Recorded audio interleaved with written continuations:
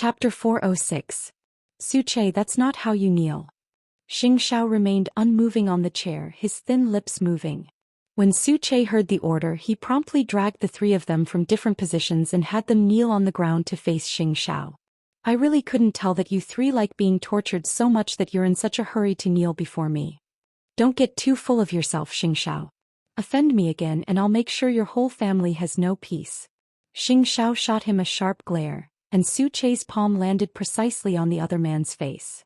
I really couldn't tell that you would have the guts to cause trouble for the Xian family.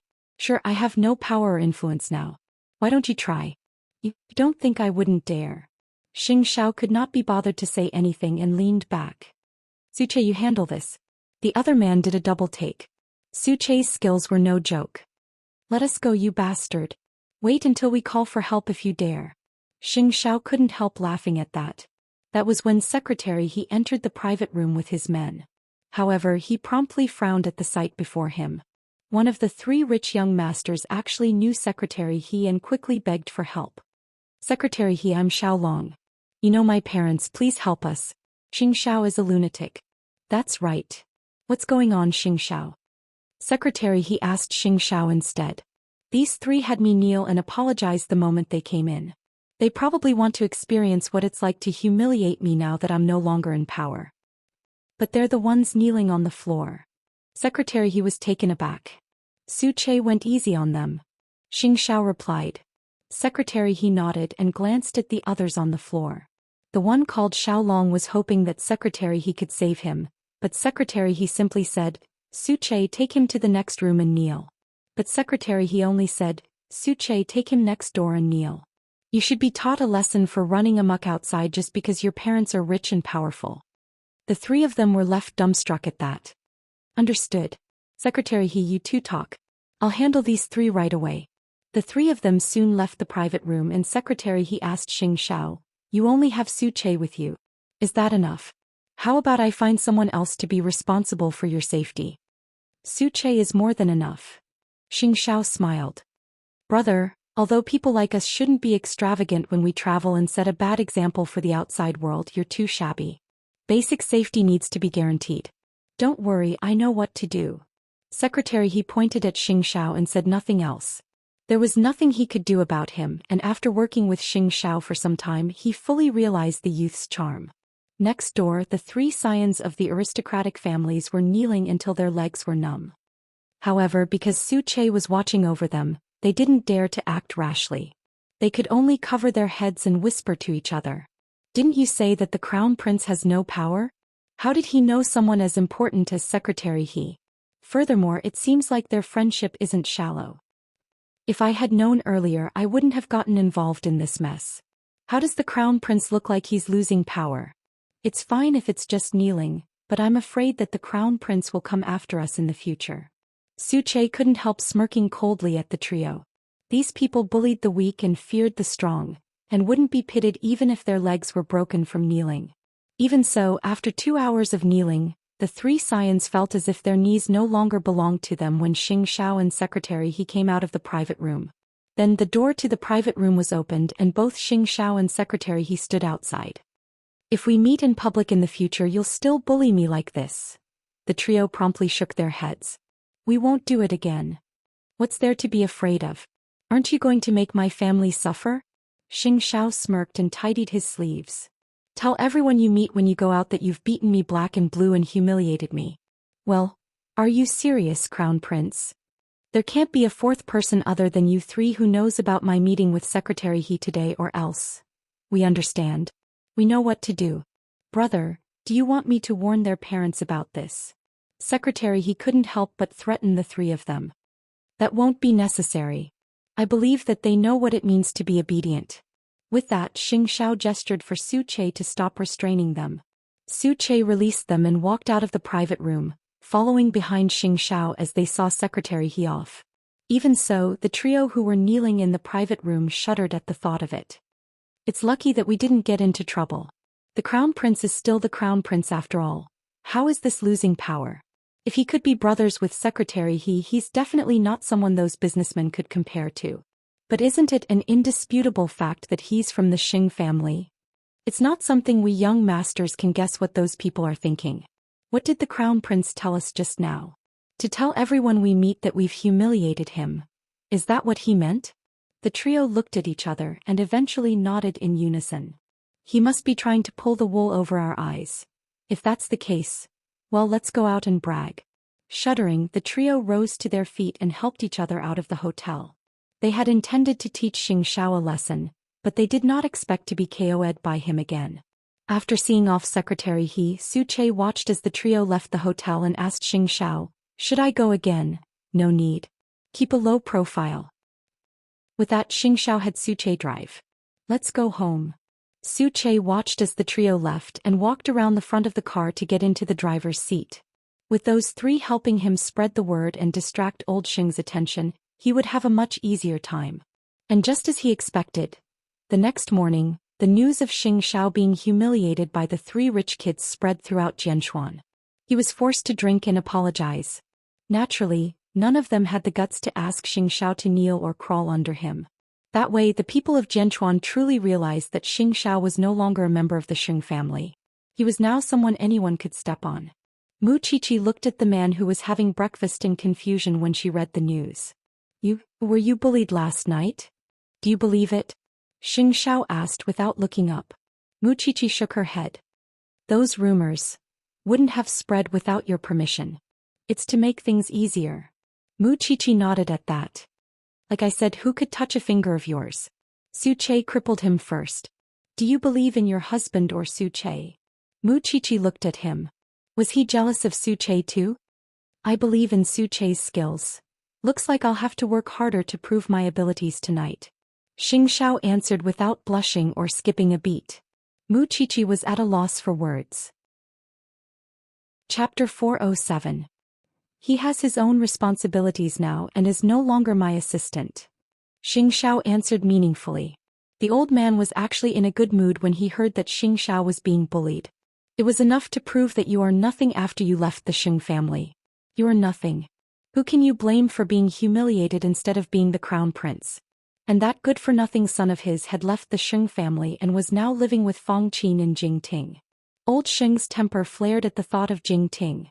That bitch had clearly used the Xing family's assets to buy it, but she would not admit it now. It was fine. Since he could not take Jing Ting back anyway, it was better for no one to think about it. He did not seem to notice that his mentality was slowly becoming twisted. All he knew was that he had spoiled Xianxia too much in the past and never made him obedient, which was why he betrayed him later. He would never let himself lose his family again. Who would want to leave the Xing family? Not unless he died. And those who had left the Xing family would certainly pay the price for abandoning it. It was evening when Jing Ting caught fire.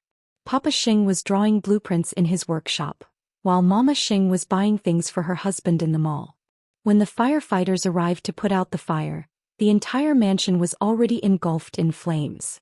Papa Xing did not manage to save anything and only took out his blueprints and some valuable items, not even having the time to put on his shoes. When Mama Xing returned home to find Jing Ting in ruins, she looked everywhere for her husband. Xianxia had already received the news and hurried over with Mu Qiqi. Mu Qiqi quickly checked Papa Xing for injuries when she saw him. "Are you alright, Dad?" Papa Xing shook his head blankly. Then he handed the blueprints to Xianxia. "Go rest in the car. We'll keep an eye on things here." Why did it catch fire out of nowhere? Mama Xing looked at her husband's bare feet, her heart aching. The fire burned very quickly. I smelled it in the workshop. When I came out, the fire was already out of control. So I ran out. We will have to wait for the police to investigate the cause of the fire. Papa Xing recovered from the fire after much difficulty. Xianxia looked out the window. Jing Ting had been reduced to ashes just like that. By the time the fire was completely extinguished, Jing Ting was already in ruins. The firefighters came over to inform everyone, "This is definitely arson." When they were putting out the fire, they smelled the distinct smell of gasoline. As for the specifics, we will have to wait for further verification. "Thank you, officer." Mama Xing quickly thanked him. "You're welcome. The police tried their best to save some of your belongings. You can send someone over to check them. Since it was man-made, who else could it be?" The family immediately thought of the one from the Xing family.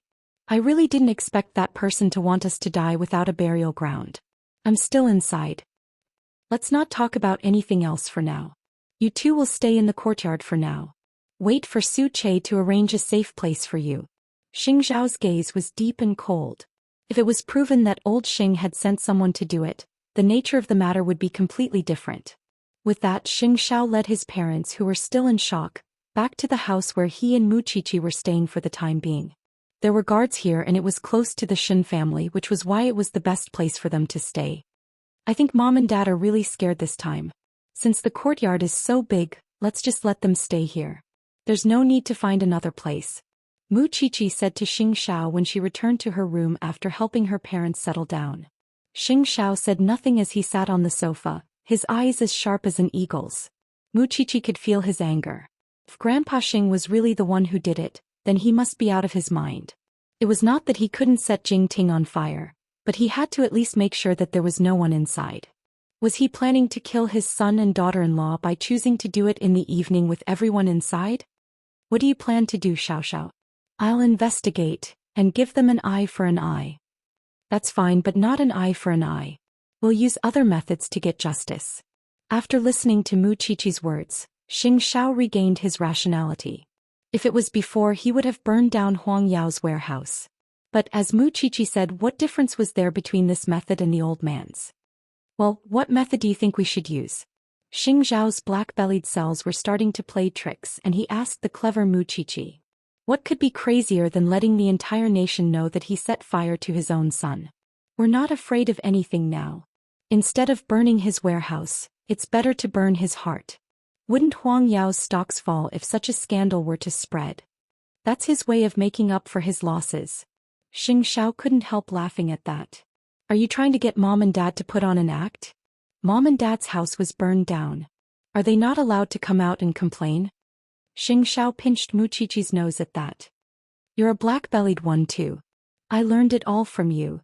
You taught me personally, and a strict teacher produces a good student. With those words, Mu Qiqi got up from Xing Zhao's side, wanting to see if her parents needed anything else. Meanwhile, Xing Xiao gave Su Che a call. He would have the police investigate the matter and then blow it up and spread the news.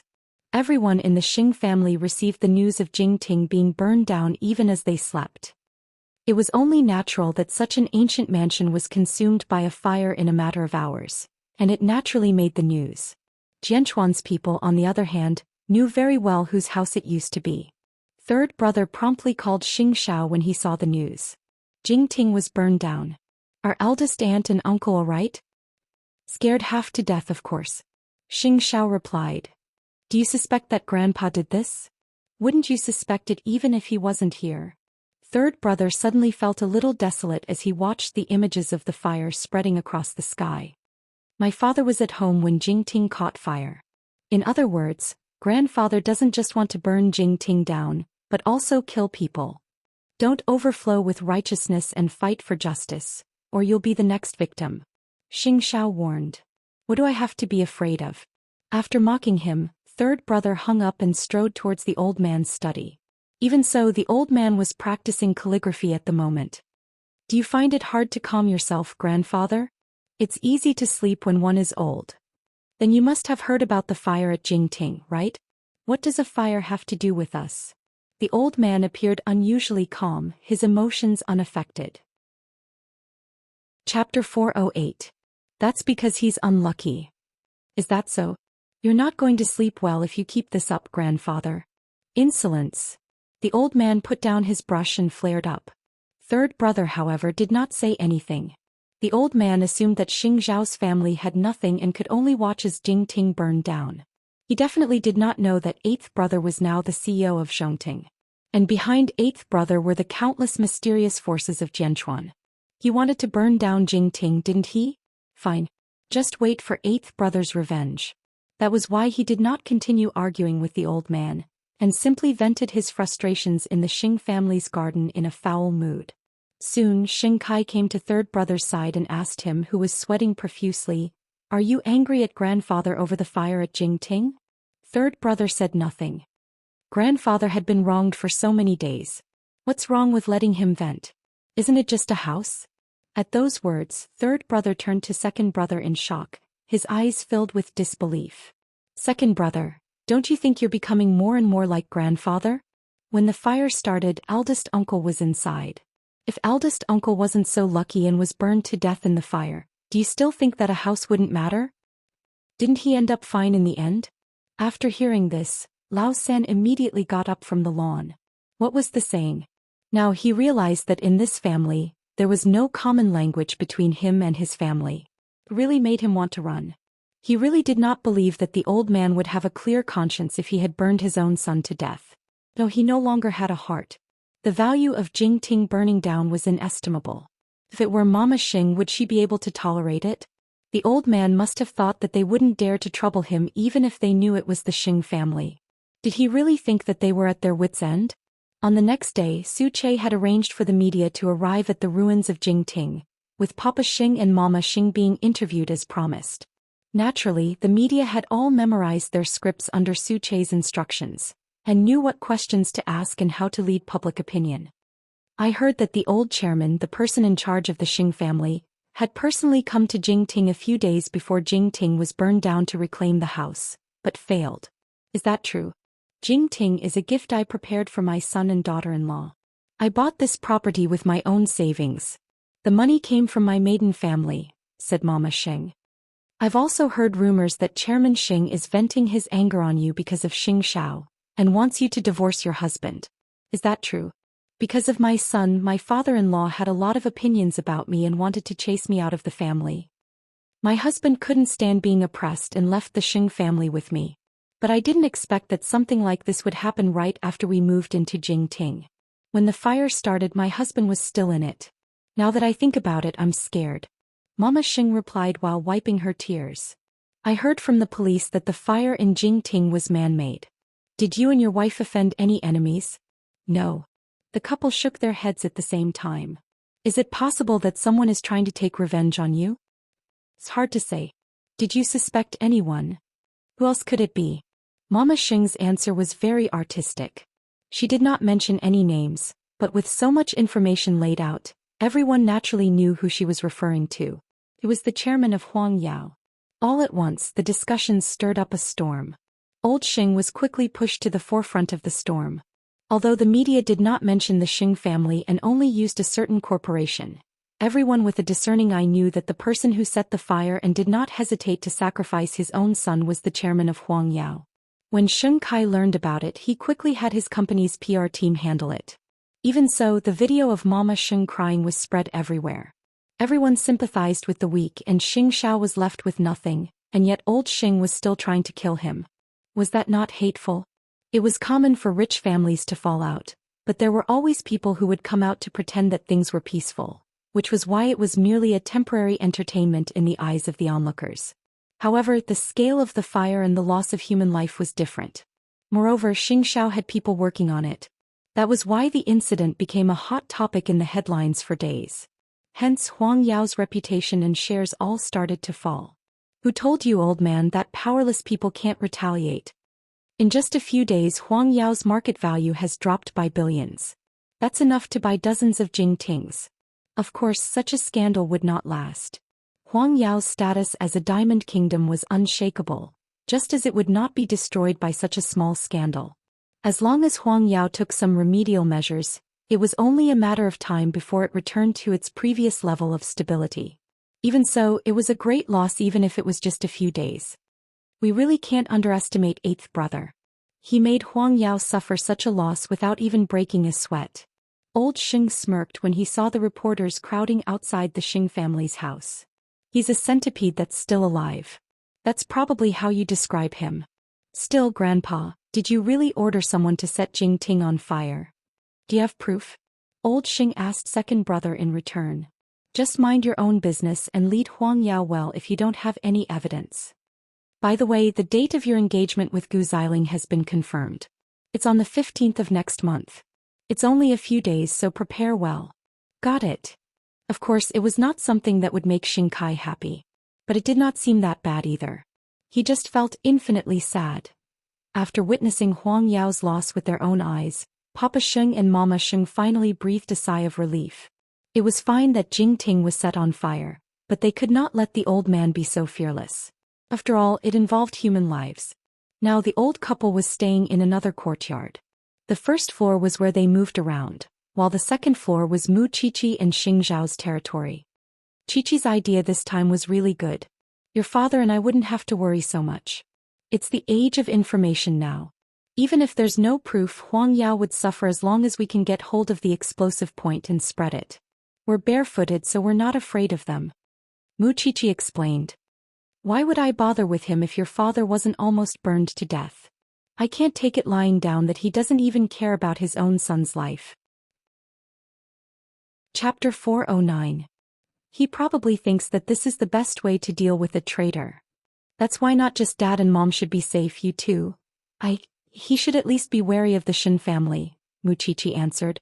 It's just that if he continues like this, he will only push himself into an endless hell. He's already so old.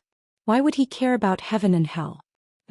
The Sheng family had been discussing the engagement ceremony for Xing Kai and Gu Xiling. It had been set for the 15th of next month, but seeing that the previous engagements did not end well, Xing Kai suggested to the Gu family that they should just get married. Either way, he had set his mind on Gu Xiling as his daughter-in-law. While the Gu family was afraid of being rude, old Xing did not care about such trifles and told Mama Gu over the phone. Xiling's visit to the Xing family is the same as announcing to the world that she is the Xing family's daughter-in-law. It's the same as an engagement, and it is only right for them to get married. The Gu family was also afraid of causing trouble, and so agreed to old Xing's suggestion. That was why the two youngsters were being toyed around by the older generation like toys. Third brother could only sigh when he saw the scene at home. No wonder eighth brother was willing to bear the name of a traitor just to cut ties with the Xing family. Wouldn't anyone go mad at the old man's control over his children? To prevent old Xing from arranging his own marriage, third brother felt that he should be more proactive and find a rich young lady of equal status. At the very least he should like her, right? Looking at Gu Xiling and second brother, he felt his scalp prickling and his heart trembling. Xing Kai appeared to be submissive on this matter, but it was not difficult to tell from his conversations with third brother that something had changed in his heart. After all, he increasingly felt that he was in this predicament today because Xianxia had selfishly abandoned the Xing family. He had to take over Huang Yao and Gu Xiling. The pressure was making it harder and harder for him to breathe. He would go mad sooner or later, wouldn't he? Mu Qiqi assumed that old Xing would be wary of the Shen family. However, would a man who would burn Jingting be stingy enough to lay a trap in Xingting? Since Mu Qiqi had been borrowed by the forensics lab for a period of time during the start of the semester, she found the atmosphere of the school a little weird when she returned. Of course, she had always been a loner and did not have any good classmates. The boy who had chased after her with the banner had disappeared without a trace. She did not know if Xiao had told him to get lost behind the scenes. It was also because she had accumulated a lot of experience in the forensics lab during the holidays that the lecturer would let her go up first to give a demonstration when the dissection class started. However, Mu Qiqi was not the one with the best grades in the Faculty of Forensic Science. Why was Mu Qiqi so valued? Feng Xianxian was the one with the best overall grades. She had a pretty face and a rich boyfriend. She was also quite popular in the school because of her versatility. During the first semester of her freshman year, there were many rumors about Mu Qiqi. Although she entered the school with high grades, she did not show a strong ranking. After all, there were too many masters in Xingting University. However, ever since she followed her tutor to the criminal investigation team to be an assistant during the holidays, the atmosphere of the entire forensic science faculty had changed. Her tutors and professors were mentioning her more and more as well. The girls gossiped about Mu Qiqi more and more, especially Feng Xianxian's group. I don't know why Mu Qiqi is so smug. Everyone was wary of her before because she was the crown prince's woman. But now, does she really think she's something? That's right. Her grades are not as good as our Xianxian's, and she is not as pretty as our Xianxian. Most importantly, our Xianxian can sing and dance and is brimming with talent. But why are the lecturers treating this bastard with two fathers as a treasure? Should keep it down. Her uncle is the mayor of Jianchuan after all. That's her uncle, not her father. Isn't her father a cripple? A group of girls were gossiping about Mu Qiqi in the washroom. They seemed to find her an eyesore. Why don't we think of a way to teach her a lesson? They quickly came to a consensus. But the real Feng Xianxian did not want to join such a fight. She had people to stand up for her, which was why she was the proudest. Muqiqi was smart and not easy to get close to. They would definitely fail if they tried to teach her a lesson using traditional methods. Therefore this group of girls came up with a very vicious move. Wasn't Muqiqi close to the lecturer? Then they would pretend to be Muqiqi and post it on the school forum, exposing the lecturer's private affairs. They would form a group of 3. One would write the content, one would check for bugs, and the last would find a remote internet cafe to post it on the school forum. And they would do it in the middle of the night. So the next day Xingting University's forum exploded. An alumnus named Zhou Xian had posted a post that alluded to the lecturer of the forensics faculty. As soon as the post was posted, someone deliberately led people to guess that the alumnus was Muqiqi. The incident soon reached the lecturer's ears, and she called Muqiqi into her office with a red face. "Qiqi, I've been treating you well, haven't I? How could you bite the hand that fed you?" Muqiqi was puzzled. "I don't understand, Professor. What do you mean?" The lecturer took out her phone and threw it at Muqiqi. "See for yourself." Muqiqi picked up the phone and read it before explaining to the lecturer, "I didn't post it. You're the only girl interning in the criminal investigation unit. Who else could it be?" The lecturer's face turned ugly. "Don't think that you can be so arrogant just because you're an assistant in the forensics lab. Go back and delete the post and I'll forgive you this time." Muqiqi did not try to defend herself. She knew that it would not have any effect and would instead make the lecturer hate her even more. So she turned and walked out of the lecturer's office. "Oh, isn't that Muqiqi who posted an attack on the lecturer on the school forum?" She was called to her office. The lecturer used to like her a lot, but now she must feel disgusted as if she had eaten a fly. Muqiqi did not say much even as she listened to the discussions of her classmates. Still, there was an awkwardness between her and the lecturer when she returned to class. Chapter 4:10. She had suffered a lot of bullying in middle school because of Mu Tongxue, and could not escape even in high school. And now she was being bullied in university? That was absolutely impossible. As such, Muqiqi promptly logged into the school's forums, using Muqiqi's real name to post a post. "To the person who framed me, you have 3 days. If you don't take the initiative to come out and claim your post, after 3 days, this place will be plastered with evidence of you framing me. I'm not the type of person to swallow my anger." Everyone in the school was in an uproar after Muqiqi's post. They had thought that Muqiqi would definitely take the blame, but she was still fighting back. That made sense. Although Xianxia was no longer the crown prince, Muqiqi was still the daughter of the Shen family. Moreover, with her cold personality in school, it was impossible for her to tolerate being framed by others. Still, would anyone really come forward to admit their mistake with her warning? Of course not. Trying to trick me? Does she think I'm that gullible? Evidence. If Muqiqi could find any, I'll cut off my head and let her kick it like a ball. I don't know if you guys noticed, but the professor is looking at Muqiqi with disgust. Of course. Why doesn't she see how smart our plan is? The 3 girls were having a wild discussion in the washroom, as if such a trivial matter could really hurt Muqiqi. When they got home, Muqiqi did not tell Xianxia that she was bullied in school, and only asked Su Che if he had learned detective skills in the army. Su Che shook his head but answered, "I know a senior in this field. He specializes in computer crime research. I want to check the IP address. Why don't you tell me what happened, Miss Muqiqi? That way I would know how to help you." Xianxia raised a brow at the 2 girls, his eyes hiding his displeasure. That little one was not going to tell him first when she got home, but to Su Che? It had been a long time since she was spanked. Muqiqi paused for a moment but still told them about what happened in school. After Xianxia heard that, he said to Su Che, "Find the IP address of that post. If it's an internet cafe or something like that, immediately get the surveillance footage.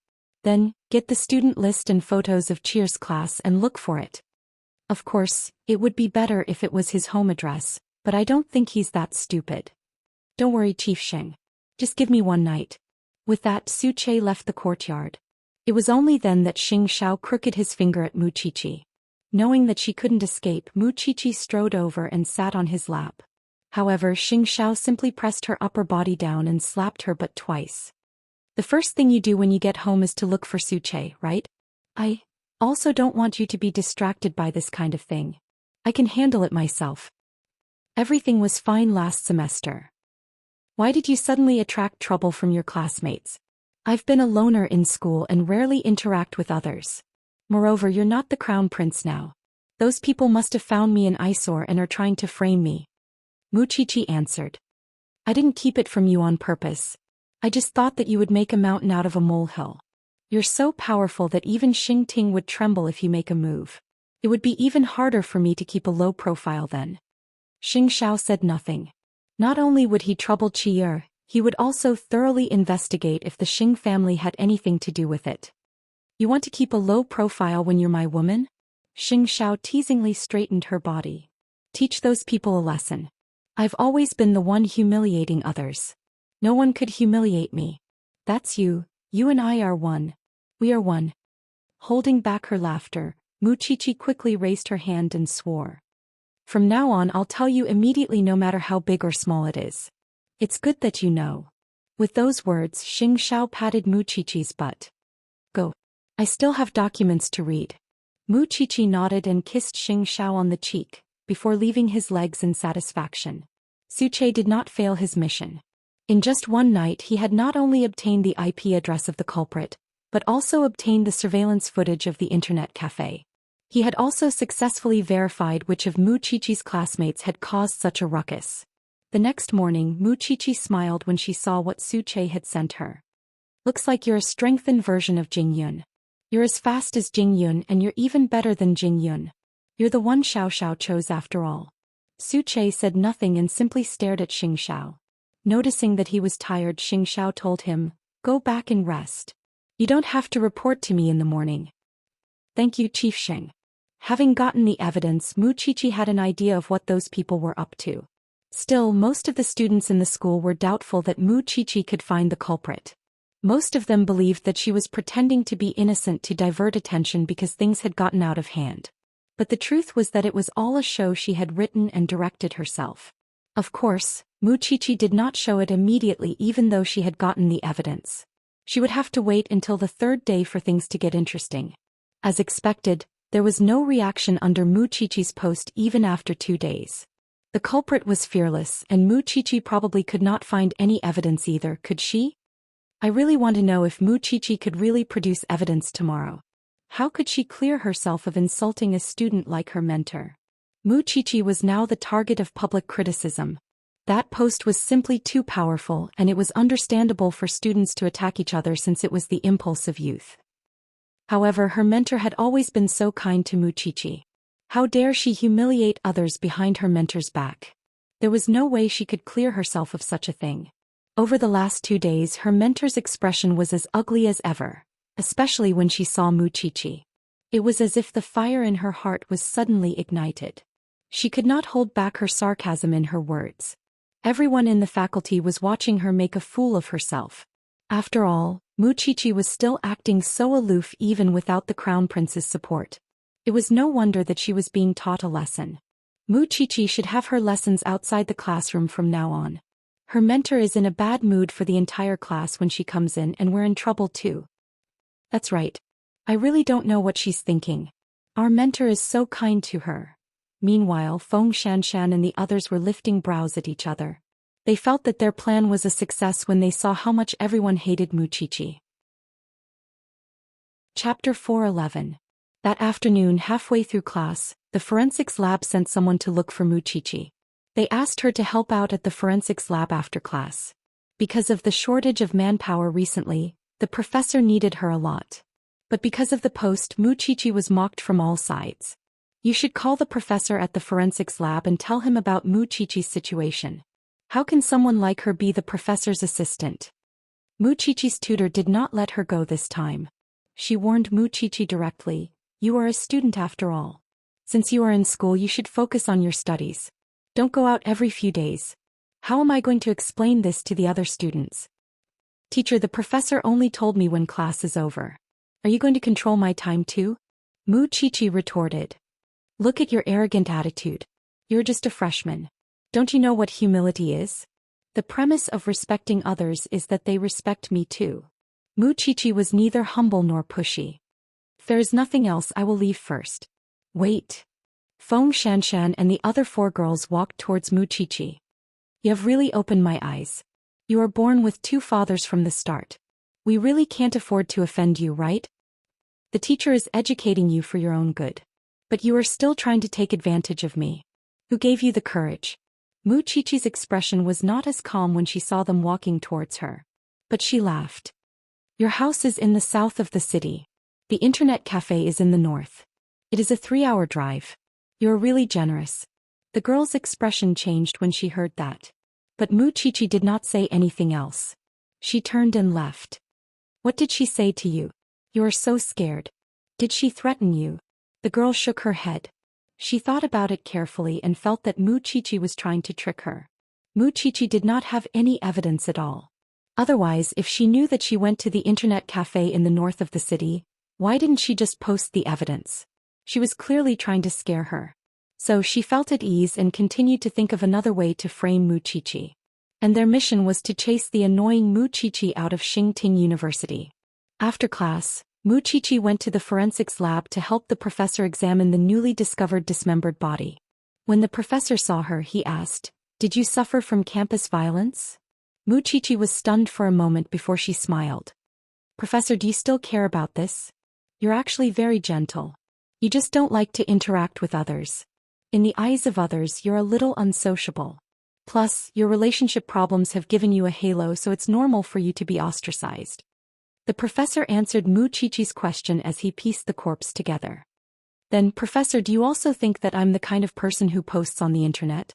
You have classes in the day and come to my forensics lab at night. When you go home, you have to spend time with your boyfriend. I really can't think of any other time for you to do such things," the professor replied. "Just solve it properly. Don't worry too much about it." "Professor, how did you know?" "Your tutor called me and asked if I wanted to change to a student with better grades." Wuxia was helpless after hearing that. To think that her instructor was so vengeful. "Do you know what I said to her? She has no bearing as a teacher. She's already a few decades old and has no ability to distinguish. I hope she'll be fired soon." "Thank you, Professor." "What are you thanking me for? Hurry up and help me. This is a serial murder case and the higher-ups have given us half a month to solve it. The police have brought back a whole car of corpses, and we have to ascertain the number and identity of the victims as soon as possible." "All right." Wuxia and the professor worked for 6 hours starting in the afternoon before they finally pieced the corpses together. There are 2 males, 2 females and a child. In other words, a family of 5 was killed. At the moment we're missing the heads of the 5 corpses, the right hand of the male and the internal organs of their bodies. It's as if they were slaughtered fish, completely hollowed out. The way the corpses were cut open is also very strange. It's not from the front but from the side. The professor nodded when he was done reading and told Wuxia, "You've worked hard today. Go home. I'll handle the rest." Wuxia nodded, packed her things, changed her clothes and left the team. Outside, Xianxia was driving his little one to get off work. "Why are you here all of a sudden? I called you but you didn't answer. It's a big case and I've been piecing the corpses together all afternoon so I didn't pay attention." Wuxia replied. "How did the school react today?" Wuxia did not dare to be rash when she remembered her promise to Xianxia yesterday. Hence she told Xianxia everything that happened in school today, including how her tutor was troubled. Xianxia did not say a word after hearing everything. Even so, his heart was in turmoil. He could not bear to see his little one being wronged. When Cheer released the evidence tomorrow, he would first make an example out of the girl who framed Cheer. As for Cheer's tutor, he had other ways to make her disappear. Did she really think that he could not protect his woman just because he was not the crown prince? The next morning was the 3rd day that Wuxia had promised to release the evidence. Many people were waiting in the forum to see if Wuxia would really release the so-called evidence. After all, the culprit did not come to claim the post that humiliated her tutor from start to end. The campus group was also in an uproar. Is Wuxia coming or not? Isn't she still in class? Will she release the evidence? I think she's the culprit. I also agree. What evidence can she produce? Isn't she just trying to divert everyone's attention? Xianxia and the others were always online and scrolling through the campus forum, because they wanted to know if the coward Wuxia really had evidence. However, there was no news from Wuxia even after noon. Everyone cried out in disappointment. I should have known it was Wuxia's trick. I shouldn't have trusted someone like her. She even dares to diss her tutor. Wuxia, you should just come out and apologize. It's so embarrassing. However, when everyone went to lunch, Wuxia's post was finally updated, and the students who were having lunch suddenly saw the so-called evidence. Look everyone, Wuxia has updated her post. Chapter 4:12. Then the IP address of the poster was shown, followed by the address of the internet cafe where the IP address was located. Then the video of the culprit entering the internet cafe to post the post was shown. Wuxia was also considerate enough to show the high-definition photo of the girl and the name list of the forensics faculty. That way everyone would have an idea. What was even more ridiculous was that the video of the girl posting in the internet cafe was zoomed in. While her body blocked part of the video, the nickname was clearly the one who had insulted the lecturer. The truth had suddenly been revealed in broad daylight. Damn, this is irrefutable evidence. Wuxia actually managed to find it. So Wuxia really is innocent. That's amazing. Full marks for Wuxia's counterattack. Those who were watching the show were completely satisfied after seeing Wuxia's evidence with their own eyes. After all, it was in line with the audience's mentality to watch a good show. What was even more unexpected was that Wuxia did not care about the reputation of the culprit at all, and directly zoomed her photo and name on the computer screen. It was hard not to notice. Xianxia and the others' expressions changed at once when they saw it. The culprit who was posted on the school's website quickly covered her face and left the cafeteria to return to her dormitory. It turned out that what Wuxia said yesterday about the incident in the north and south of the city was true. She had the evidence, but she did not release it immediately and was waiting for them to let their guard down. The girl felt a chill down her spine at the thought. How was she going to stay in school now that the matter was exposed? What should she do? The lecturer looked embarrassed when she saw the result. She had really lost her head in a moment of anger, which was why she really thought that Wuxia was the culprit, and even called the forensics lab's professor. The shame in her heart was pouring out uncontrollably. How could this be? How am I going to face this student in the future? That afternoon, Wuxia went to class as usual.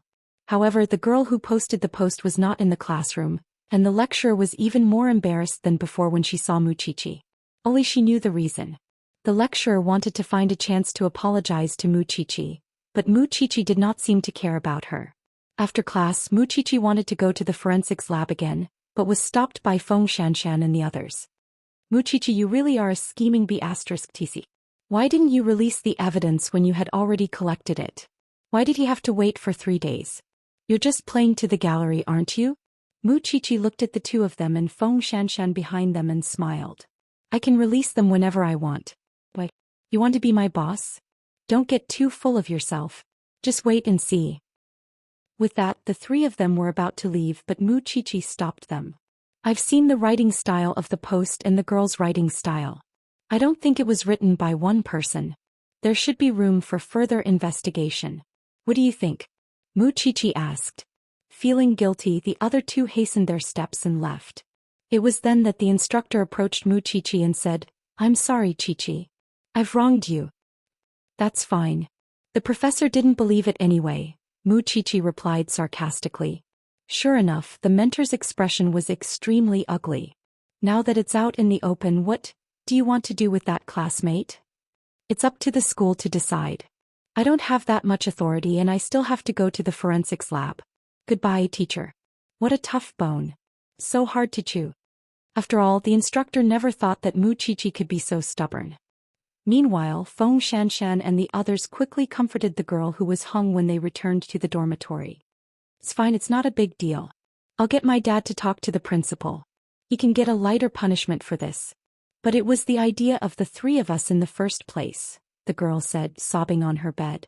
The girl sat on the bed and cried while saying, Why do I have to bear the consequences alone after it happened? Well, everyone's scolding you anyway. If you expose us, you'll be scolded by 3 people. We can't stand that little bitch Wuxia, and if we're all exposed, how are we going to deal with her in the future? It was true that 3 people make a tiger. And the girl who posted the post was clearly the dumber one and was used as a gun by the other 2. Of course, Xianxia was the smartest person in the matter. She did not have to do anything and just watched as others risked their lives for her and might even be punished.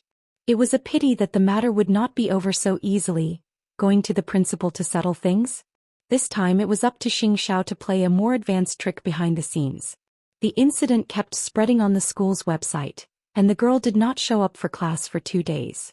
They were all in a small group, and the other two went to and from class as usual as if nothing had happened. Of course, they kept their promise and asked the parents to talk to the principal. Framing a classmate could be severe or light, and could be exempted from punishment as long as one could find a suitable excuse. That was why the principal was very straightforward in his reply. But no one expected that Xianxia would do the same as Xianxia and the others.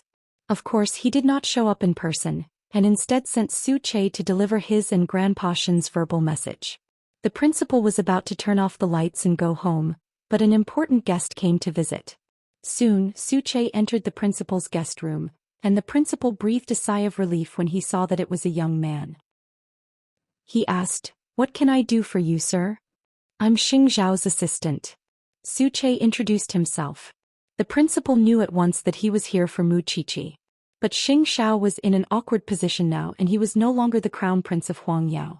He could not intimidate others. "Well, what can I do for you?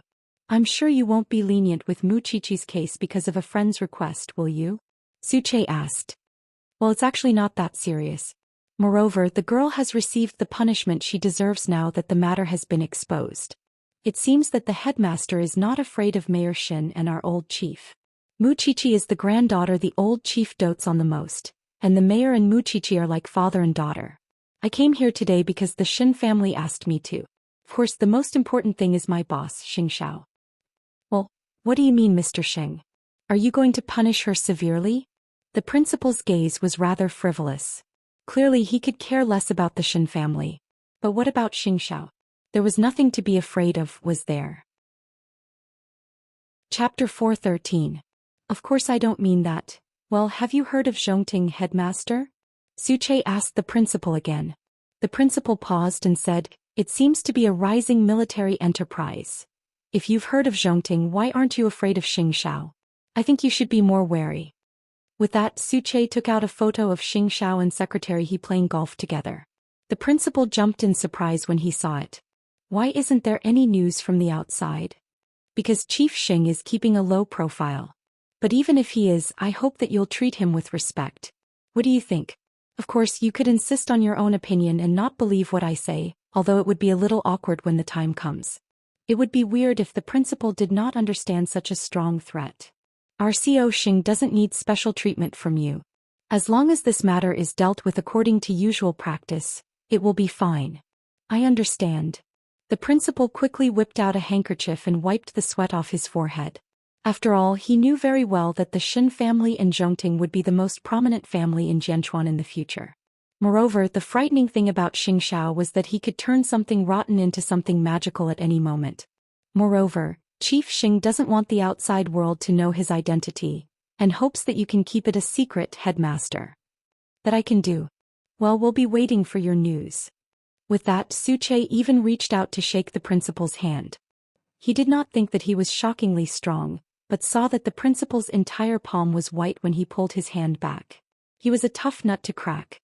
The principal felt cold sweat all over his body.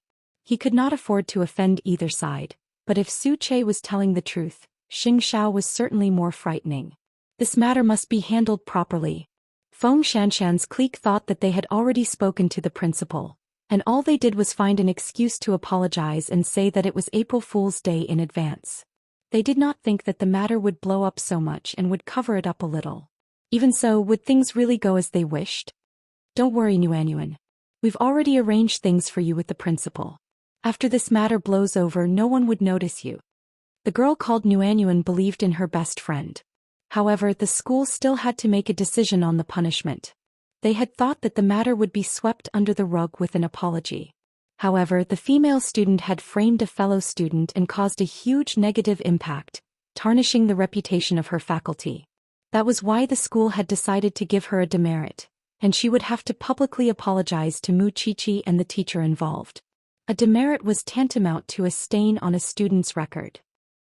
Therefore, the school would not consider students who were punished for any further studies. After seeing this result, the small group was dumbfounded. Hadn't he already gone to work with the principal? Why did it still become like this? When this result came out, the girl named Nuanyuan completely lost her balance. It was clearly the idea of the three of them, but now she was the only one who had to take the blame. The other two knew that she was upset, so they tried their best to flatter her.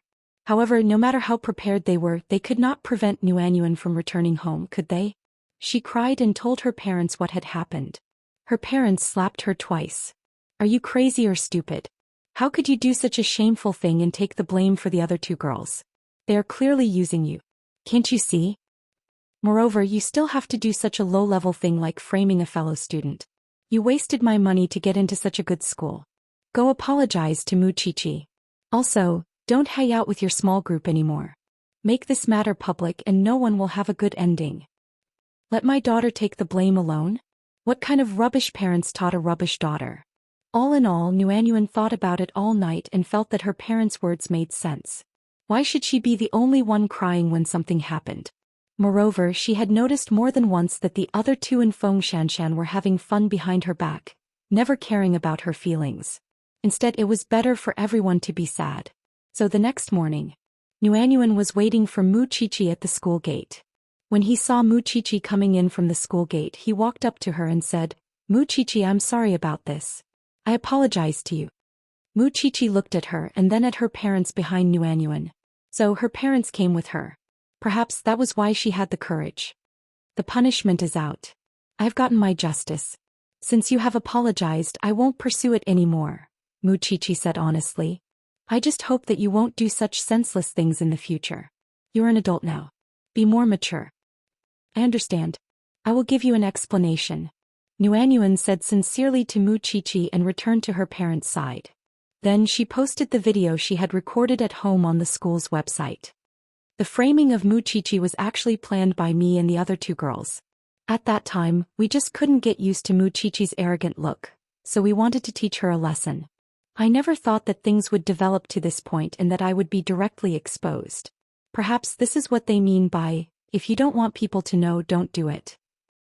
I'm posting this video today not to shirk my responsibility, but to the other two masterminds, please step forward and say a few words. After the incident, you let me take responsibility for the whole thing on my own. I feel like I can't handle the burden. Since 3 people are in the wrong, please step forward bravely. My 2 best friends, Feng Rong and Lu Jingjing. After the incident was posted, the school's website exploded again. This was a godly plot. One person implicated a small clique. This Nuanyuan will come out and take the blame. After the appraisal, the other 2 cowards dare not come out and admit it. Damn, cliques are so powerful now. They don't even need to resort to such lowly means to bully people. The freshmen are so free. The other 2 girls almost exploded when they learned that they had been exposed. None of them expected Nuanyuan to have such a trick up her sleeve. And Feng Xianxia, whom they had been supporting, was nowhere to be found. Chapter 4:14. Muqiqi saw what happened to those 3 as well as the disdain the entire school had for them. That was probably Nuanyuan's so-called explanation for her. However, Muqiqi did not have the time to waste on them because there was new development in the case of the family of 5 that was wiped out. The 5 people only appeared to be a family, but after a DNA check, it was found that they came from 5 different families.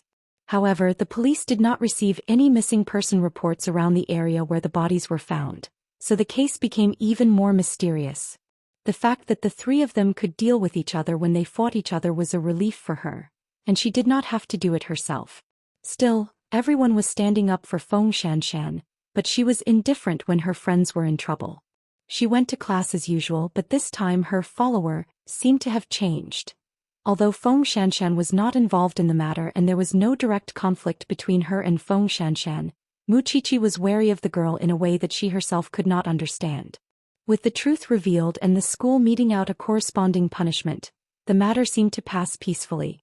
However, a few days later, the tutor of Muqiqi's class informed the students that she was pregnant, and that she was planning to quit her job and go home to nurse the baby. Muqiqi found it very sudden and could not help but think about what happened this time. Finding it very strange, Muqiqi asked Xianxia when she got home, "Xiao is my tutor." "That's your tutor's own decision. She has a guilty conscience." Xianxia answered Muqiqi. "She must have heard something from the principal, so she's afraid." "Have you been to our school?" "No." Xianxia answered without looking up. "Then Suche must have been there. Otherwise, the matter with Nuanyuan's clique wouldn't have been resolved so smoothly." Muqiqi figured out the connection. Yeah. Xianxia never hid his love for Muqiqi, and there was no need to hide such things from the little one. Still, he had to carefully investigate whether Feng Xianxian was in contact with the Xing family. The next day, the new tutor was already in place, and the 3 girls who had caused trouble for Muqiqi had all applied to change faculties, probably because it was too embarrassing. Right now, Muqiqi's main focus was on the 5 corpses. Who were those headless corpses? What kind of grudge did the murderer have against them? Most importantly, how perverted was the murderer to kill 5 people and make a family out of them? When class was over, Muqiqi rushed out of the school. However, Feng Xianxian stopped her and whispered into her ear, "I'm not done with you about my friend." "How is it going to end?" "You'll find out soon," the man said, brushing past Muqiqi. However, Muqiqi did not respond to her. Feng Xianxian was a person who strived to be first in everything.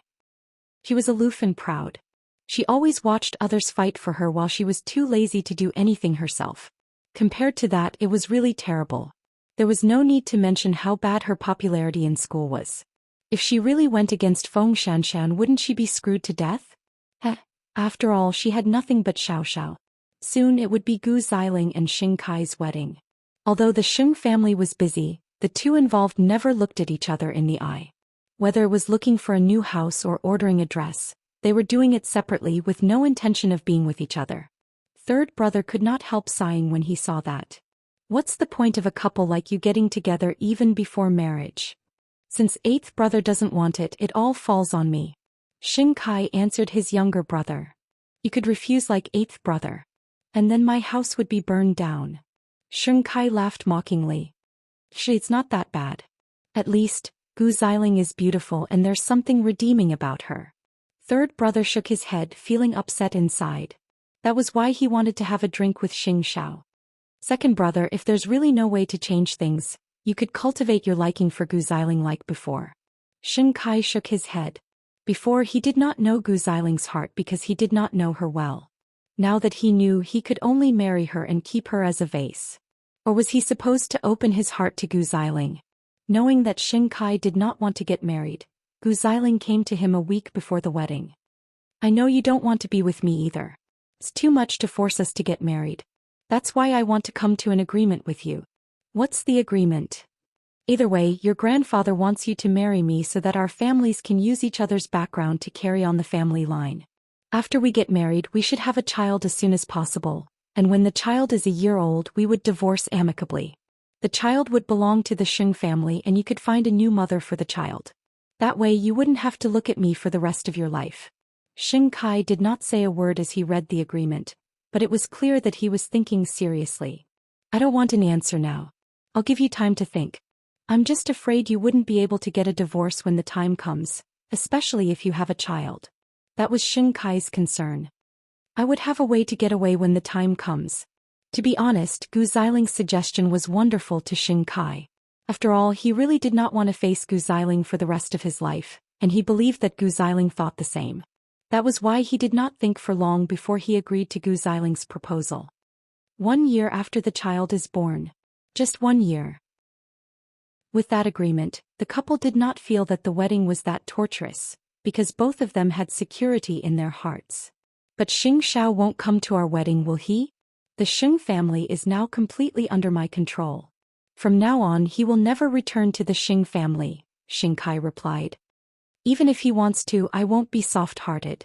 Since you've already agreed to my contract marriage, we should be more like husband and wife in the future and cooperate more tacitly. From tonight onwards, let's move into the same room. This way we can get pregnant faster. Usually a girl would be very secretive or embarrassed to ask a boy out. But Gu Xiling did not hide it at all. There was only one reason. Chapter 4:15. Why would I reject you if you don't mind being a girl? The saddest thing in life was to be forced to live together despite knowing that they would become an unhappy couple. Every cell in Gu Ziling's body would reject the thought of kissing and sleeping with someone she did not like. She was even a little disgusted. But she had hoped that Xianxia could help her. But Xianxia was willing to abandon the Xing family and have nothing to do with her. That was why she was in her current predicament. Wasn't that man hateful? How hateful. That night Xing Kai packed his things and moved into Gu Ziling's room. Old Xing was delighted when he learned about it. He was naive enough to believe that he had brought them together. Even so, third brother could tell from his brother's expression that he and Gu Ziling must have discussed it or made a pact. Otherwise, why would Gu Ziling be willing to share a room with second brother when she could not be bothered to look at her brother 2 days ago? It did not make sense. Feeling depressed, third brother drove to Xianxia and Muqiqi. While Papa Xing and Mama Xing were resting, the three of them drank in the garden. I saw second brother moving into Gu Ziling's room tonight. Seems that they are sharing a room. Didn't you say that second brother likes Gu Ziling? Third brother shook his head even as he sipped on his red wine. I could tell that second brother liked Gu Ziling at first, but it was probably only because of her looks. Later, Gu Ziling gradually revealed her arrogance and aloofness, and showed disdain and contempt for second brother. That is why second brother's heart slowly turned cold. Those two are really weird. Muqiqi was silent for a long time after listening to third brother's description. Are you worried for yourself, third brother? She asked after a long time. Both old Xing and second brother have changed a lot in the family. I don't know if it would be my turn in the end. From now on we'll help you keep an eye out for good girls. This way you can at least take the initiative. Little sister-in-law, don't say that. I've already thought about this. In the future, if there are any family banquets, I'll try my best to join them. Wouldn't it be perfect if I met the right woman? With that, third brother chuckled. Second brother's wedding is on the 15th. You won't be at Xing Mansion then. I wonder how the old man will slander your family that day. Whatever, Xianxia answered casually.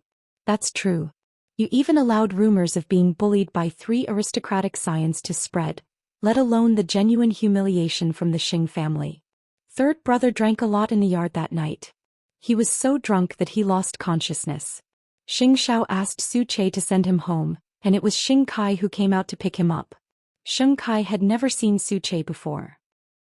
He only thought that third brother had gone somewhere to get drunk and that Su Che was the bartender there. Of course Su Che wouldn't explain. After completing the mission he immediately returned home. Second brother. Aren't you in the bridal room? Helpless, Xing Kai had the butler send him back to his room. Still, when it came to the bridal room, he and Gu Ziling hadn't taken that step yet. After all, there was still a barrier in their hearts. Spring in Jianchuan was still chilly. After Muqiqi finished her bath, she returned to the bed reeking of alcohol and threw herself into Xing Zhao's arms. Seeing that he was not asleep, she said, "Actually, third brother is blaming us a little. Every time he comes he would complain about the Xing family, but I could tell that he still thinks that the change in the old man and second brother is because you left the Xing family. Why should I bear such a burden?" This time Xianxia lay on the bed. He did not use his hands and feet on Muqiqi like before, nor did he tease her. Instead he asked Muqiqi in return with a low voice, as if they were any other husband and wife, having a casual chat before bed. "Don't you regret leaving the Xing family at all?" "Why should I?" Xianxia asked. "Are you out of your mind? Would you be willing to let your husband shoulder the responsibility of the Xing family now?" Muqiqi shook her head. "Of course not. You're working so hard at Huangyao and the old man is controlling you in every way possible. The rest of the Xing family thinks that it's only right for you to do so, and I certainly wouldn't let you go back. Then why are you blabbering?" "I'm just..." This time Xianxia did not wait for Muqiqi to finish. He pinched her chin and said, "The only person you have to feel sorry for in this world is me. Don't even think about the other messy things. Strike me first if the heavens strike you. Strike me first if the heavens strike you. I'll be content as long as you stay by my side."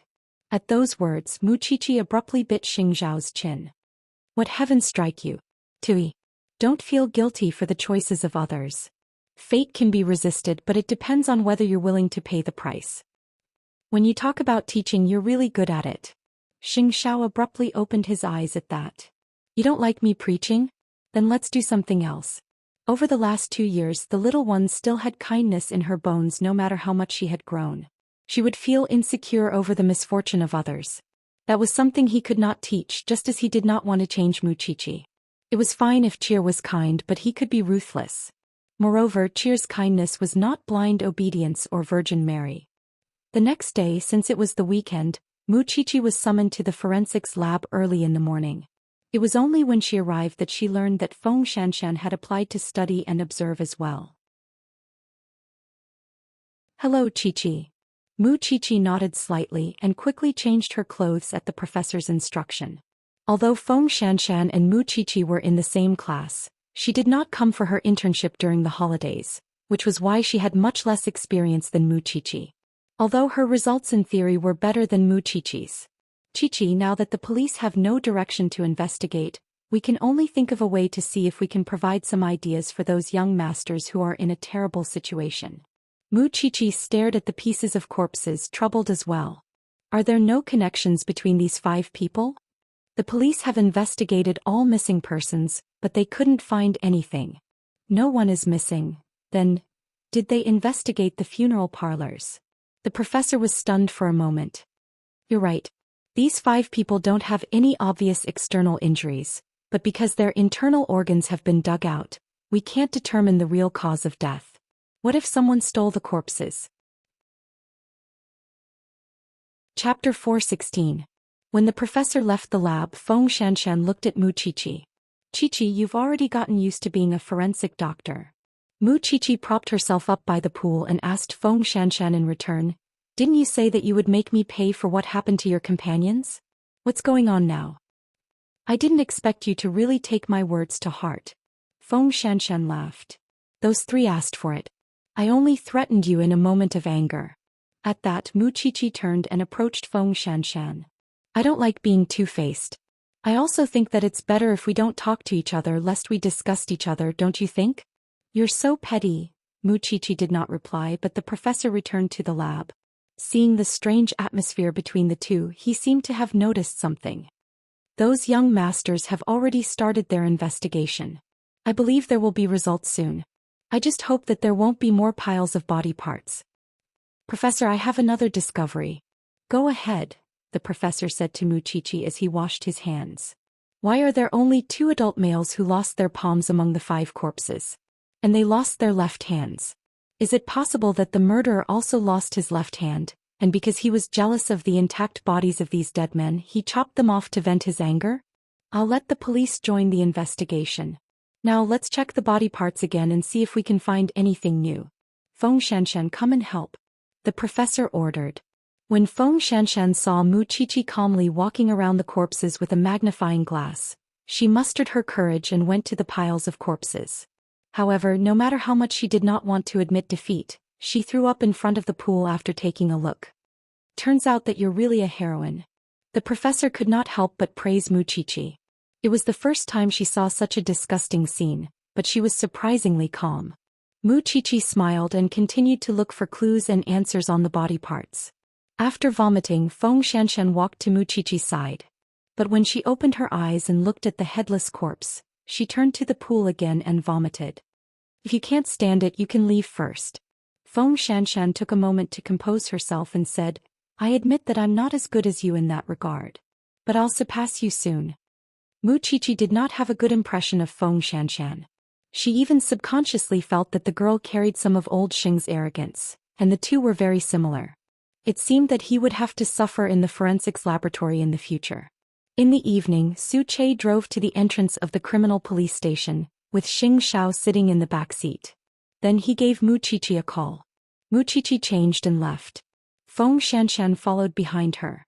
When she saw her get into Xiao's car, she sneered. The sarcasm in her eyes was very strong.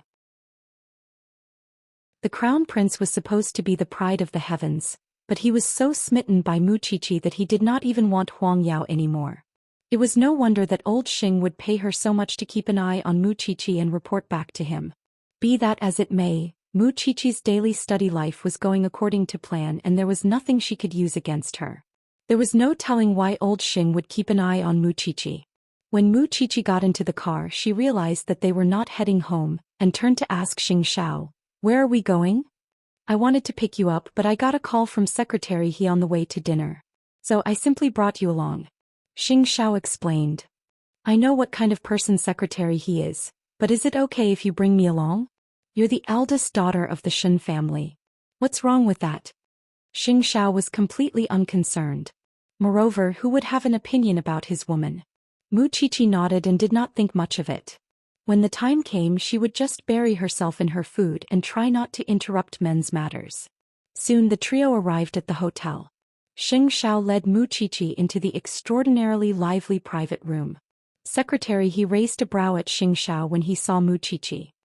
That must be my little sister-in-law. Hello. Mu Qiqi quickly greeted him. Mayor Shen's niece and the old chief's granddaughter.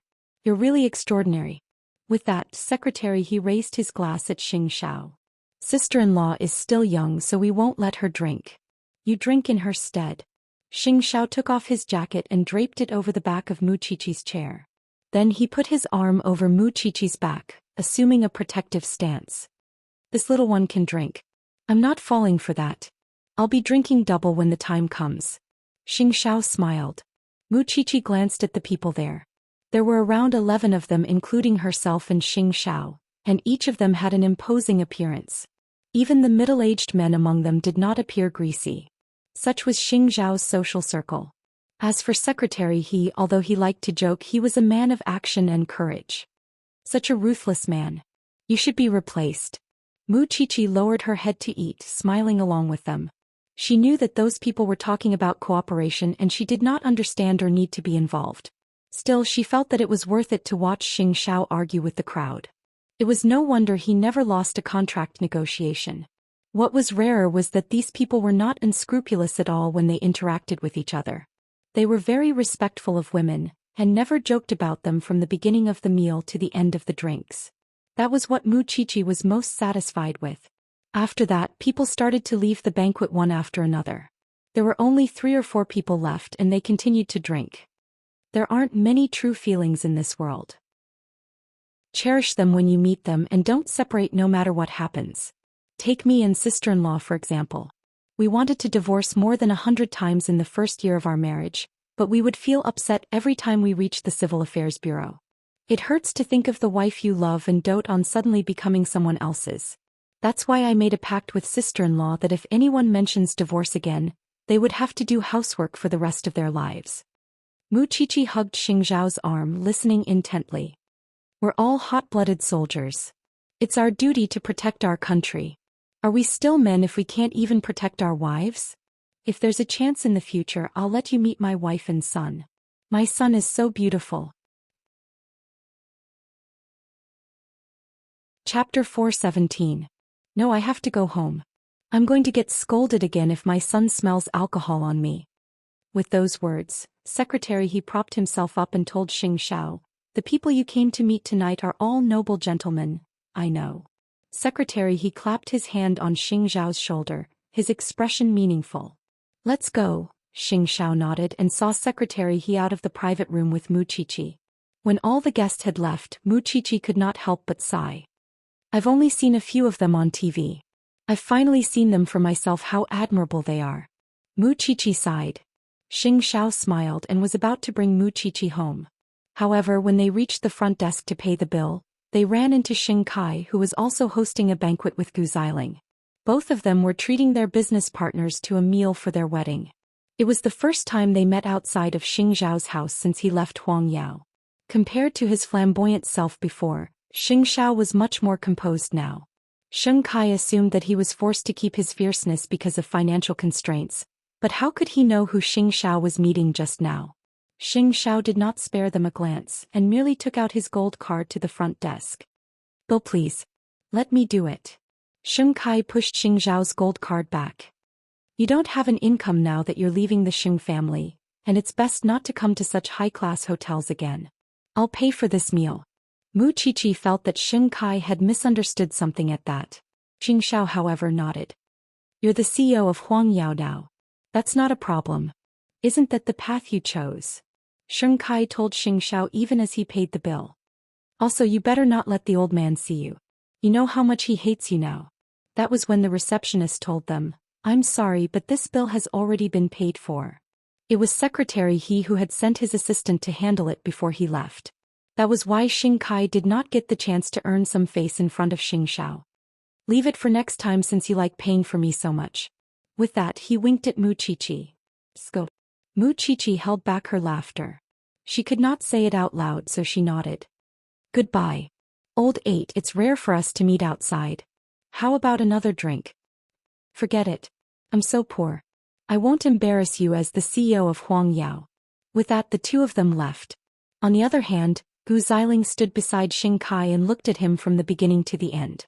Sure enough, after losing the halo of being the crown prince, he was just a profiteer who was greedy for money even for a meal. With such a comparison, it seemed that Xing Kai was slightly better now. And did Xing Kai really want to help Xiao? All he wanted was to humiliate and mock Xiao with the cost of a meal. Look at how glorious he was in the past, but what about now? He actually wagged his tail and begged for mercy for the sake of a meal.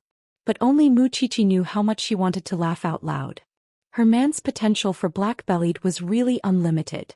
Since someone was willing to pay for him, he was more than happy to do so. What a shame, Secretary, he has already given it to me. Xiao said regretfully. You don't know. I almost couldn't hold it in. Mu Chichi was still laughing even after getting into the car. But it's enough to prove what kind of change second brother has changed third brother. Because he didn't want to pay for us at all. He just wanted to humiliate you with the cost of a meal. All the good feelings I had for him are gone now. What does it matter? The two of them pretended that it was a joke and returned home in a good mood. As for Xing Kai, when he returned home, he told third brother about his encounter with Xiao at the hotel. I think eighth brother won't be able to splurge for much longer. I almost couldn't recognize him when I saw him at the hotel today. The once glorious crown prince is like that now. That's why I wanted to pay for him. Are you saying that you wanted to pay for eighth brother when you met him at the hotel today? Third brother looked as if he was watching a show. Yes, he didn't refuse. Nonsense. Xiao was such a smart man. Wouldn't 100 billion be too much when he owned Zhongting? It would be weird if he didn't want someone giving him money. Third brother, I'm really emotional. Perhaps the Xing family had put him on too high a pedestal before and treated him as a god. But tonight he, wagging his tail and begging for mercy, right? No, third brother was about to suffer an internal injury. Only the Xing family would think that giving Xiao out of charity was a form of revenge. How happy would he be if someone paid for him? Yeah, I won't treat eighth brother as an opponent from now on, because I don't think he deserves it anymore. Alright, second brother. I know. I'm tired after a long day of work. I'm going back to my room to rest. Most of all, third brother felt that he would lose control and laugh out loud if he kept listening. Go. Xing Kai simply assumed that third brother was protecting Xiao. That was why he couldn't listen to his nagging. Moreover, he wasn't the only one who thought that Xiao's legend was over. Even Gu Xiling was extremely disappointed in Xiao. Where was the domineering Xiao at old Sheng's birthday banquet now? As expected, once a man lost power and influence, he would appear plain and ordinary. That way she felt a little better about marrying Xing Kai. Of course, the old man had to know about that. Especially at the dining table the next morning, the old man's mood was indescribably bright. After all, he had heard that Xing Kai had humiliated Xiao. Third brother couldn't help burying his head in his food. Could stupidity really be contagious? Your wedding is in a few days. Second brother, you should go to the Su family and invite fourth sister and Jingyun to the wedding. You should also discuss their marriage in passing. Got it, grandfather. Xing Kai replied. Meanwhile, Jingyun had been busy filling the hole that Su Yihong and his son had left in Su Holdings. That was why he didn't pay much attention to Xiao, and could only listen to Xing Minglan talk about it when he returned home every day. That night, Xing Kai brought along Gu Xiling for a visit to the Su family with a gift and an invitation. Still, he appeared awkward because Jingyun had once been close to the Xing family. I hope you won't hold a grudge no matter what I've done before. After all, you're my brother-in-law now. Chapter 418. It would be best if you could let bygones be bygones. I'm just afraid that you would refuse to interact with us because of eighth brother. I don't think so. Jingyun replied. Grandfather even said that he would discuss your marriage when the time comes. There was awkwardness in the Su family's living room for the entire night. Jing Yun had no intention of reminiscing with Xing Kai, and Xing Minglan did not like Gu Xiling either, which was why she did not say a word. In the end, it was the two elders of the Su family who dispelled the awkwardness, finding an excuse for Jing Yun and Xing Minglan to leave. Eighth brother is no longer with the Xing family, and second brother has become the CEO. But I have the feeling that the Xing family is different now. Grandfather even had people burn down Jing Ting. Jing Yun turned to look at Xing Minglan's dejected expression and hugged her. When the Su family is back on track, let's travel abroad and get married. Really? But Mom and Dad only want us to be happy and don't want to have too much to do with the Xing family. The only regret I have is that we can't give you a grand wedding, but we could find a small church abroad and have a wedding just for the two of us. Jing Yun's expression was serious, which reassured Xing Minglan.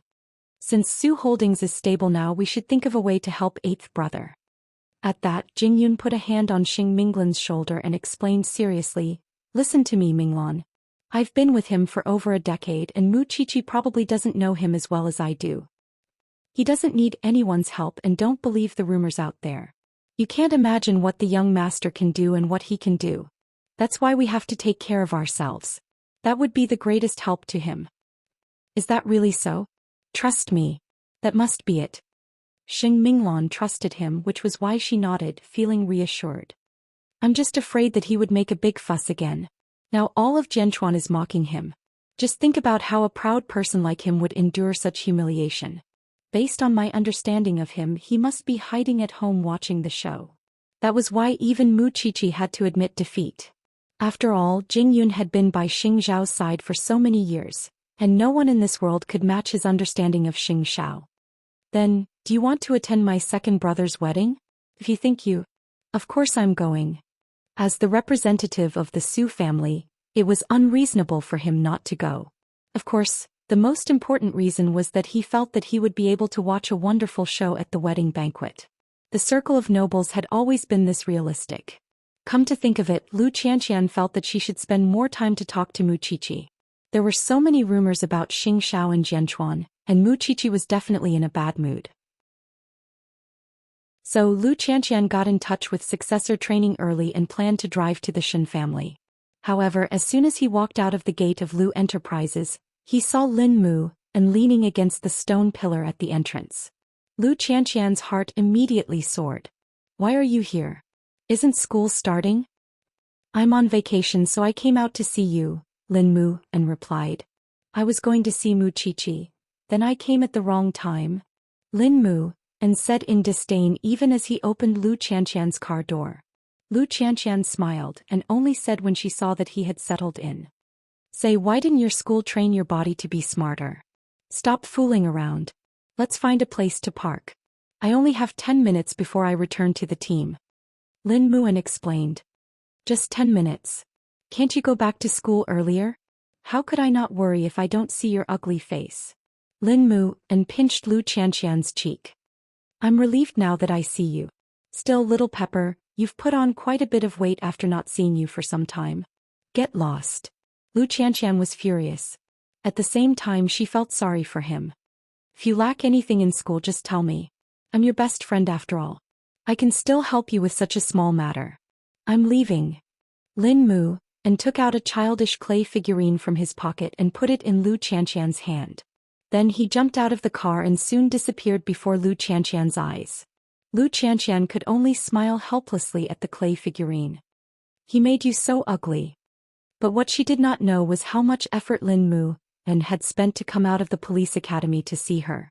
Just because he had dreamt that old Lin was going to attack the Lu family.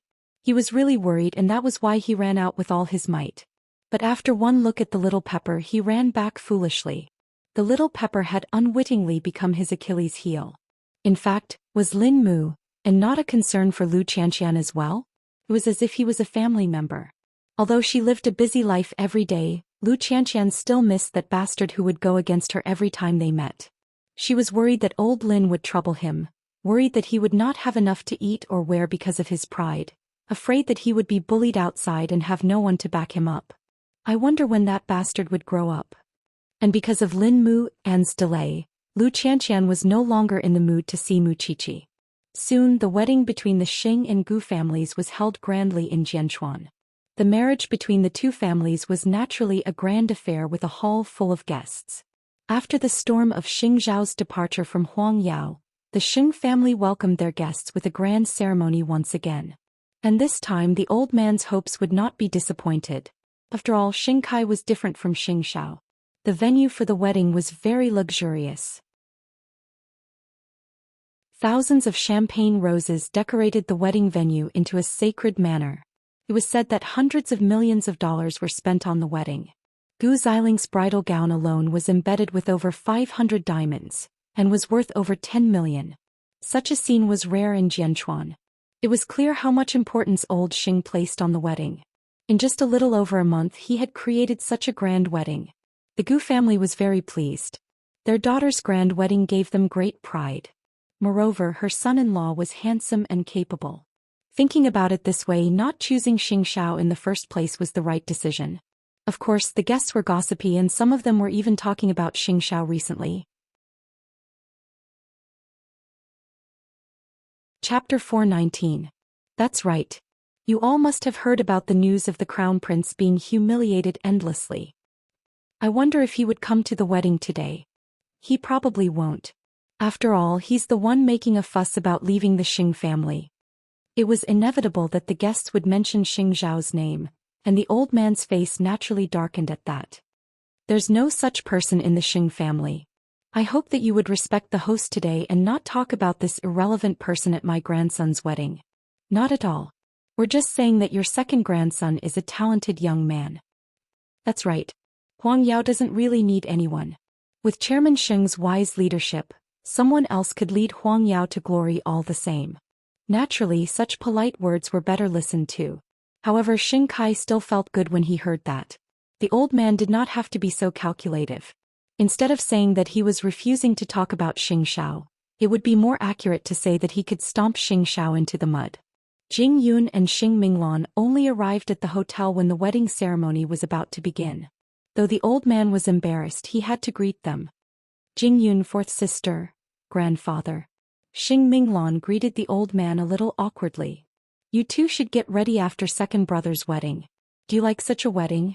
I'll prepare a grander one for you then. No need. Su Holdings is very busy these days and Jing Yun and I could just travel and get married. Xing Minglan refused. The old man did not say much when he saw that the two were not appreciative. He was just being polite anyway, because he knew very well that he would not get on Jing Yun's good side even if he wanted to announce his relationship with the Su family. That being the case, he was actually relieved that they did not have a wedding. Let's go in. The wedding ceremony is about to begin. Jing Yun led Xing Minglan inside when some of the guests were pointing at him. He used to be the crown prince's assistant, but he's now the third young master of the Su family. Xing Xiao is already in such a state, but he's not going to help him. How heartless. You don't know, but Jing Yun is already married to fourth sister of the Xing family. Since he's the Xing family's son-in-law, he should have some scruples. Jing Yun said nothing, but Xing Minglan turned to glare at the gossipy women. Soon the wedding ceremony officially began. All the guests held their breaths as they watched Gu Ziling walk down the red carpet in her wedding gown, which was worth tens of millions. The two of them looked so affectionate, because Gu Ziling suddenly realized that Xing Kai was the strongest man in the Xing family right now. As for Xing Xiao, he could go to hell. That was why she was willing to marry Xing Kai today. It was a complete change from her initial reluctance to be with a man who loved her. Perhaps when the time of the contract was up, she would be the one unwilling to be the one to leave. After the ceremony, old Xing was invited to the stage to say a few words of blessing for the newlyweds. And the first thing he said was that he had been blind. I was blind in the past. I didn't notice such a good grandson. I raised an ingrate for more than 20 years and almost picked the wrong couple. Here I want to apologize to my grandson and granddaughter-in-law. From now on, I only hope that the two of you could work hand in hand and tide over the difficulties together, and have a few more children so that I could enjoy the joy of playing with grandchildren. Of course, if anyone dares to provoke my grandson or bully my granddaughter-in-law, these old bones of mine would be the first to fight them to the death. I have to say that second brother is the greatest contributor to the Xing family and the hope of Huang Yao's future. I have placed all my hopes on the newlyweds. The old man's words had basically wiped away all of Xing Zhao's contributions to Huang Yao. He really knew how to be a heartless grandfather. Jingyan, let's go. Xing Minglan could not help roaring inwardly at that. Tired? Yes. Then I'll take you to greet the newlyweds. With that, Jingyun led Xing Minglan to Xing Kai and Gu Xiling.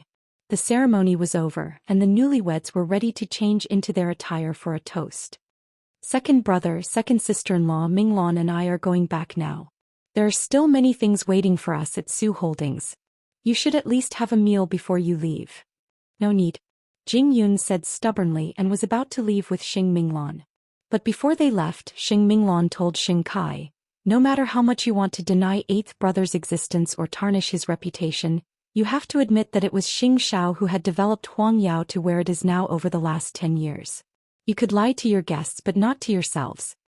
I wish you all the best, second brother.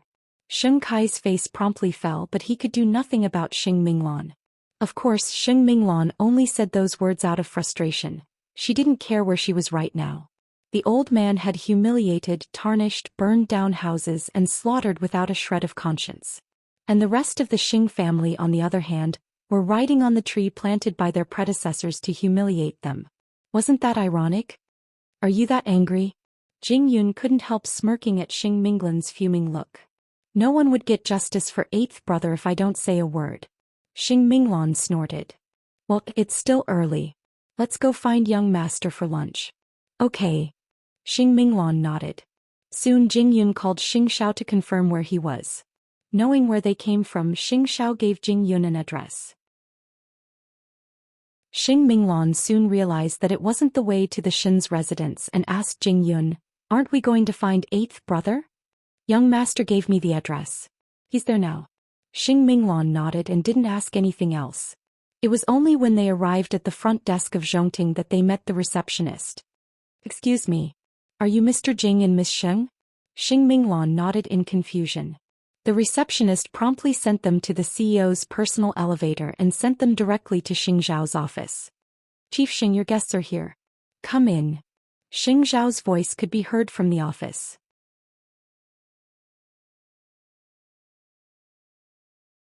Chapter 420. Xing Minglan. Xing Minglan was utterly confused. What's going on? New company. Can't you tell? Wait, when did you start your own company? Is that the point? Xing Xiao rose from his chair and walked up to them, lifting a brow. Meanwhile, Xing Minglan was beside herself with excitement after walking a lap around Xing Zhao's office. So, who are you trying to fool when you were humiliated and trampled on by those three young masters? That's not entirely true. That night, those three people were indeed trying to humiliate me.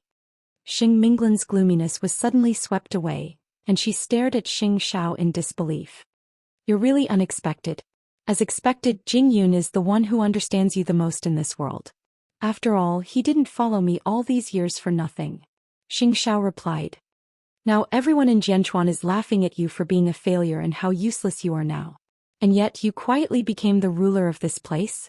That's not like you, who would seek vengeance. One must learn to keep a low profile. Whatever the case may be, Xing Minglan was really pleased. Her younger brother was really invincible. It seems that I really don't have to worry or be afraid of you from now on. Did you know that I even reprimanded second brother at the wedding for you? And I was worried for nothing, wasn't I? That's why I've asked you to come.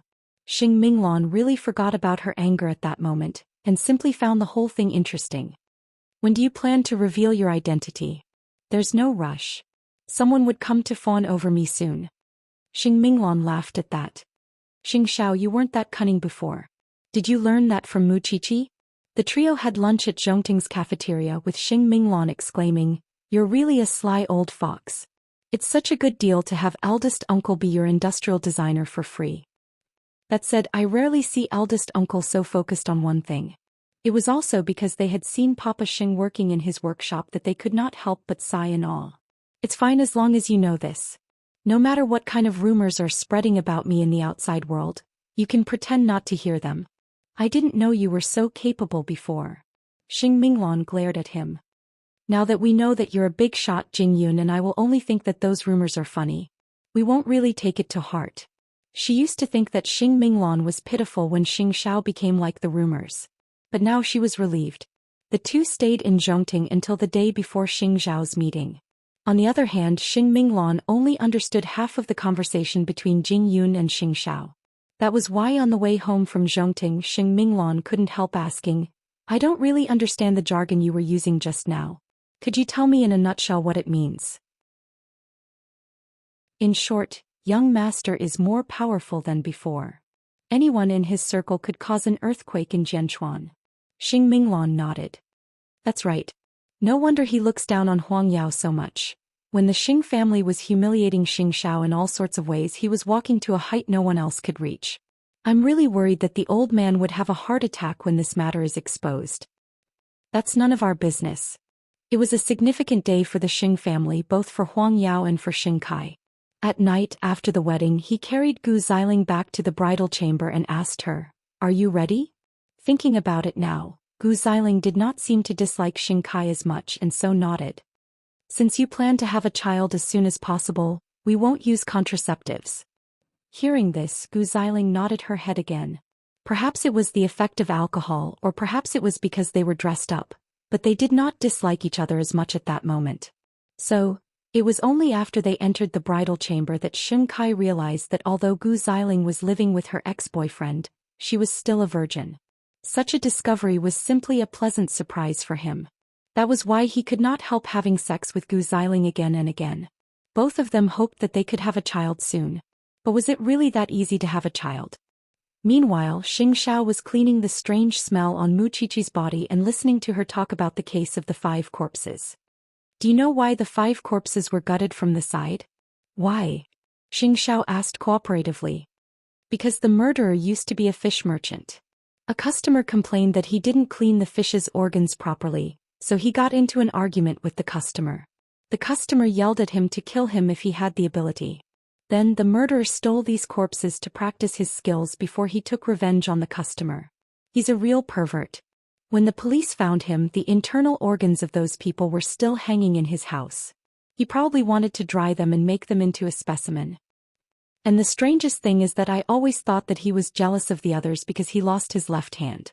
But when the police caught him, they found that he had 7 fingers on his left hand. Perhaps he could not stand the strange looks of others and gradually became twisted. His family also left him one by one, so he stole the corpses and forcibly became a family. So you've done a good deed. Mu Qiqi smiled and suddenly remembered that Xing Minglan had called her in the afternoon. Did you let 4th sister and Jing Yun go to Zhongting? 4th sister went to the wedding today and scolded 2nd brother. That's why I couldn't keep hiding it from her, so I told her the secret so that she could be happy. You should have done that earlier. It's a pity I wasn't there, or I could see 4th sister's excited face. Mu Qiqi expressed her regret. After washing her hair, Xing Xiao wiped her hair with a towel. But slowly his hand began to move downwards. Mu Qiqi promptly laughed. Stop it. Let me dry my hair first or I'll catch a cold. I'll spare you for now. Xing Xiao did not want his little one to suffer, and so temporarily suppressed his desire. Meanwhile, Mu Qiqi was puzzled. How could this man still have the mood to do that after hearing about the body parts and organs? Xiao Xiao, your mental fortitude is better than Feng Xianxian's. This person has dealings with the Xing family. Keep your guard up. Xing Xiao said seriously as he carried Mu Qiqi out of the bathtub. Of course I'll be on guard. Actually, I would be careful even if you didn't tell me. You should know that your little wife is very vengeful. Her eyes were always on Feng Xianxian. Chapter 421. Time flew. Soon half a year had passed. With the cooperation of Xing Kai and Gu Xiling, Huang Yao had taken another step forward and became a famous diamond empire in Asia. Old Xing was very satisfied with the expansion of their territory. With such results, Old Xing was finally no longer conflicted over whether it was Xing Kai or Xing Xiao who was sitting in that seat. Even so, he still hated Xing Xiao intensely because he believed that Xing Xiao was a stain on his life. Still, no matter how much he hated Xing Xiao had been hiding in the Shen family over the last 6 months as an idle son-in-law. with rumors of him getting into fights with the young masters of other families from time to time. It was as if Mu Qiqi had bewitched the man, turning him from a promising crown prince into a pile of mud that could not be helped up. Meanwhile, Feng Xianxian continued to monitor Mu Qiqi for old Xing. However, Mu Qiqi's daily life was divided between school, home and the forensics lab. She rarely had time to visit Lu Qianqian or Xing Minglan. Mu Qiqi's life was not even as rich as an ordinary person's. At the very least, she could still dance and sing with her classmates or go to the bar late at night. That was why she really did not think that Mu Qiqi was worth monitoring. She was plain and boring. However, in a place where she and the Xing family could not see, in just half a year, Zhongting had become famous in the country. After all, Zhongting was not only producing military supplies, but Xianxia had also re-established a research department and built a huge base to carry out the development of new weapons, with close ties to the military. It was this soaring group that attracted the attention of many people. However, no one knew who the person in charge of Zhongting was. In the last 6 months, Mu Qiqi had visited the base he was so proud of with Xianxia many times, accompanied him on expeditions around the world and befriended many important people. Recently, the two of them had gone to Norway to see the laser. But only the Xin family knew about this. Xin Jianchuan could walk normally now, and Su Zipei's little darling was born. Still, they had kept a low profile in order to play along with Xing Zhao's act. The Xing family had naturally become even more arrogant now that they had risen to another level. On the other hand, Gu Xiling had clearly signed an agreement with Xing Kai that she would divorce him after having a child and start a new family. Even so, after spending half a year with Xing Kai, she realized that she had fallen for him. However, after half a year of hard work, there was still no movement in her stomach. Because of this, she secretly went for a checkup. However, the doctor said that she was fine and suspected that there might be something wrong with the man. But how could she mention this to Xing Kai? It would be strange if Xing Kai didn't lose his temper. At night, when Xing Kai returned home and saw that Grandpa Xing was still meeting Feng Xianxian, he knew that Grandpa Xing's problem had not been resolved. I really don't know why Grandpa is still dissatisfied with Huang Yao's development to the point that he still wants Feng Xianxian to monitor Mu Qiqi. While helping Xing Kai take off his coat, Gu Xiling said to her husband, Grandpa thinks that Xing Xiao is a stain on his life. He has been wanting to take revenge for the past 6 months. He knows how useless Xing Xiao has been. Forget it, let him be. Let's go downstairs and eat. Gu Xiling nodded and kept the results of the checkup in her makeup box. She thought that she might have been too nervous and wouldn't get pregnant this way, so she might as well try for a while longer. The whole family was having a meal in the spacious dining hall when Grandpa Xing gave Xing Kai a mission. Go and find out more about Zhongting. Find out who's in charge of Zhongting. See if this family has any daughters of the right age. If there are, I think our third brother has found a place to settle down. Third brother spat out a mouthful of rice at that. Grandpa, I'm already working hard to find one myself. Don't rush me. How do you know you're not satisfied with Zhongting's daughter if she's not pretty? Third brother chuckled sheepishly. As expected, the old man had finally set his sights on Zhongting. He had expected it. After all, who wouldn't know that Zhongting was now in Jianchuan? Still, he was certain that eighth brother's family had no daughters. Got it, Grandpa. I'll see to it as soon as I can. Xing Kai replied, even teasing third brother. You're the only one in the family who hasn't settled down yet. Even sixth brother is getting married. Shouldn't you work hard? Third brother thought to himself, you guys better not see to it or the family won't have peace soon. The old man chuckled as well before turning to Xing Kai. By the way, get that piece of land east of the city as soon as possible. The expansion of Huang Yao's production base is imminent. I know, Grandpa. I'll see to it as soon as I can. Still, I heard that Zhongting has their eyes on that piece of land too. You could use the chance to get to know the person in charge. Zhongting had their eyes on that piece of land, but Xing Xiao might not be the one to bid for it. When third brother heard about it, he quietly called Xing Xiao before he went to bed. You've successfully caught the old man's attention. He sent second brother to check you out. He wants to know who's in charge of Zhongting, and if there's a girl of suitable age for me to be his son-in-law. Zhongting has many beautiful female employees. Xing Xiao replied. Eighth brother, you've got guts. You're sneaking glances at female employees behind sister-in-law's back. Do you think I'm you? Xing Xiao was about to hang up. I got it. You're almost done hiding, aren't you? Uh-huh. Xianxia simply felt that life had been wonderful without the old man's interference for the past 6 months. Of course, he did not have to fear the old man's interference with his current position. After all, he could do anything to Huang Yao with just a few words. There were too many things that could trouble Huang Yao. Mu Qiqi came out of the bathroom after her shower to find Xianxia sitting on the sofa with his black shirt unbuttoned. She sat down with her wet hair and dripped water on Xianxiao's documents. Dry my hair. Xianxia put down the documents and pulled his little one into his arms. After half a year, the little one's figure had become even more alluring. Especially with fifth aunt giving her food supplements, her entire face now looked rosy, lustrous, and plump.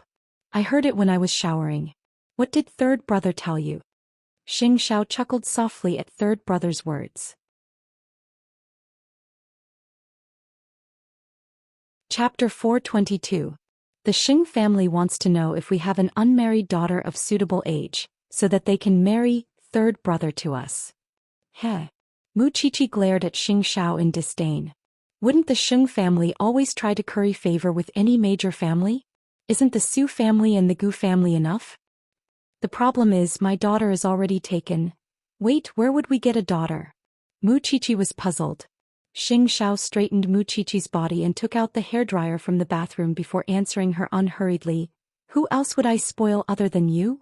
Blah. Mu Qiqi hugged Xianxiao's arm and bit the back of his hand. You're the respected Xiao now, and the Xing family is coming to fawn over you. But Xiao, I think our life is good now and I don't want to have too much to do with the Xing family. That's right. There are plenty of people who want to fawn over me. What's the Xing family? Second brother wanted to investigate him? Wasn't that just asking to be humiliated? Mu Qiqi enjoyed the process of Xianxia drying her hair, and soon fell asleep on his body. Xianxia was used to it and simply put down the hairdryer and changed his posture to hug Mu Qiqi before picking up the documents again, completely unconcerned that Mu Qiqi had wet a corner of the important document. Hence, the two of them became increasingly lovey-dovey. If it had been a year or two ago, Mama Xing would never have believed that the person who doted on Mu Qiqi so much was her son. Now that Papa Xing was in Zhongting and holding an important position, he had achieved something and regained his former confidence. He had to thank his son and Xiaoqi for all that, which was why he did his best to fulfill his promise to his family. Whenever he saw something good, he would buy it for his wife. Of course, he would also buy it for his daughter-in-law. At breakfast the next day, Xianxia told his parents about third brother's phone call yesterday. Mama Xing snorted coldly, folding her arms. I'm still fuming over Jingting's fire. Moreover, the Xing family has been belittling my son on various occasions over the last 6 months, and now they want to fawn over me? Isn't that just wishful thinking? How ironic when you think about it. Xianxia did not say anything and simply watched her eat her breakfast. When Mama Xing saw that Xianxia was not moving, she asked, when do you plan to reveal your identity? At the right time at the right place. Mama Xing rolled her eyes. Whatever. Anyway, the Xing family shouldn't even think about stepping over us now. I'm going to get my hair done with Huang Yu. You can go back to work. Mama Xing often visited the Xing family ever since the two elders moved into the villa. Her relationship with Huang Yu was becoming more and more like a sister. Although she was a whole generation older than Huang Yu, she had already left the Xing family. Who cared about seniority? As long as he was happy. After listening to Mama Xing's description, Huang Yu's eyes widened. The Xing family is so shameless. They fawn over whoever is powerful. This isn't something that happened in a day or two. Mu Qiqi did not care about Zhongting's affairs and focused on her research as a forensic doctor. Because of this, Feng Xianxian felt that she had no energy at all. And because she had to keep an eye on her, she could only stay in the forensics lab to look at those disgusting corpses on weekends when she was supposed to go on a date with her boyfriend. Don't you go on a date? Why? Xianxia might be broke, but doesn't the Xin family still have power and influence? Mu Qiqi answered Feng Xianxian as she cleaned the corpse's wounds. It's been half a year. Did you get anything from keeping an eye on me? Who's keeping an eye on you? You can't wait to go to the washroom with me. Isn't that keeping an eye on me? Mu Qiqi retorted. The Xing family asked you to keep an eye on me and then what? What kind of seasoning can I have for the old man's meal? Feng Xianxian looked at Mu Qiqi in shock. It turned out that the quiet person she liked actually knew everything. By the way, Xianxia, if you keep following me like this, your boyfriend would be gone. He would probably think that you're trying to get gay, wouldn't he? Xianxia was indeed a little tired after hearing that. But it was fortunate that he was her boyfriend of many years, and he was willing to listen as long as she explained. It's not that I don't want to say it, but you're not in this circle. You might not be able to satisfy the loneliness of a rich man, but there are plenty of people who can. Do you believe that? Muchichi, don't think that everyone is as disgusting as you, seducing your benefactor and turning the crown prince into a good-for-nothing. Muchichi said nothing and simply turned to give Xianxia a mocking look. After a while she spoke again. I'll be in the lab all day today. You should go on a date or you'll hold a grudge against me when your boyfriend is gone. That's none of my business. Xianxia is already like this. Haven't you thought of changing him? You're only 19. I know that all of you want to see Xiao lose everything and be chased out of the Shen family. But he's my man and I'll always be by his side even if he has nothing. You don't have to worry about changing him. Xianxia gave Muchichi a weird look. Then she really took her bag and left the forensics lab. She couldn't give up her love for old Xing's money. But when she called her boyfriend, he told her that he was on a business trip. Helpless, Xianxia returned to the lab. Would you believe that your boyfriend is with a beautiful woman right now? Shut up, Muchichi. My boyfriend loves me very much. Was it love that she didn't even tell him when he was on a business trip? She really couldn't understand such love. At the very least, she knew exactly where Xianxia was when she was with him. If two people loved each other enough, they wouldn't think that it was a restraint, and would even let each other know where they were. Of course, Xianxia had her suspicions, or she wouldn't have flown into a rage out of humiliation. However, the feeling of being exposed by one's enemy was another matter altogether. At night at the Xing residence. Before Xing Kai returned home, old Xing called Gu Xiling into his study and asked her when she was going to have a child. Grandfather, Xing Kai and I have been preparing for a baby, but nothing happened in the last 6 months. Gu Xiling told the old man honestly. Well, did you go for a checkup? I did. The doctor told me that there's no problem, but I didn't dare to mention it to Xing Kai.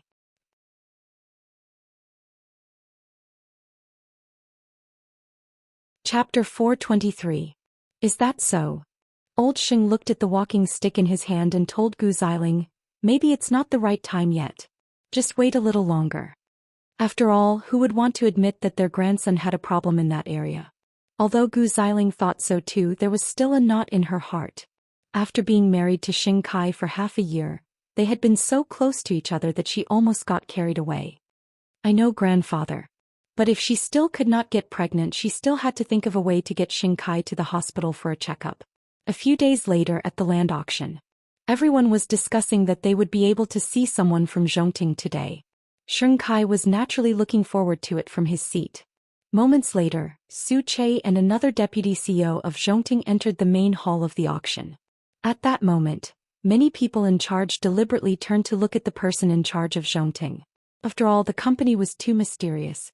Su Che's baby face looked very young, which shocked everyone present.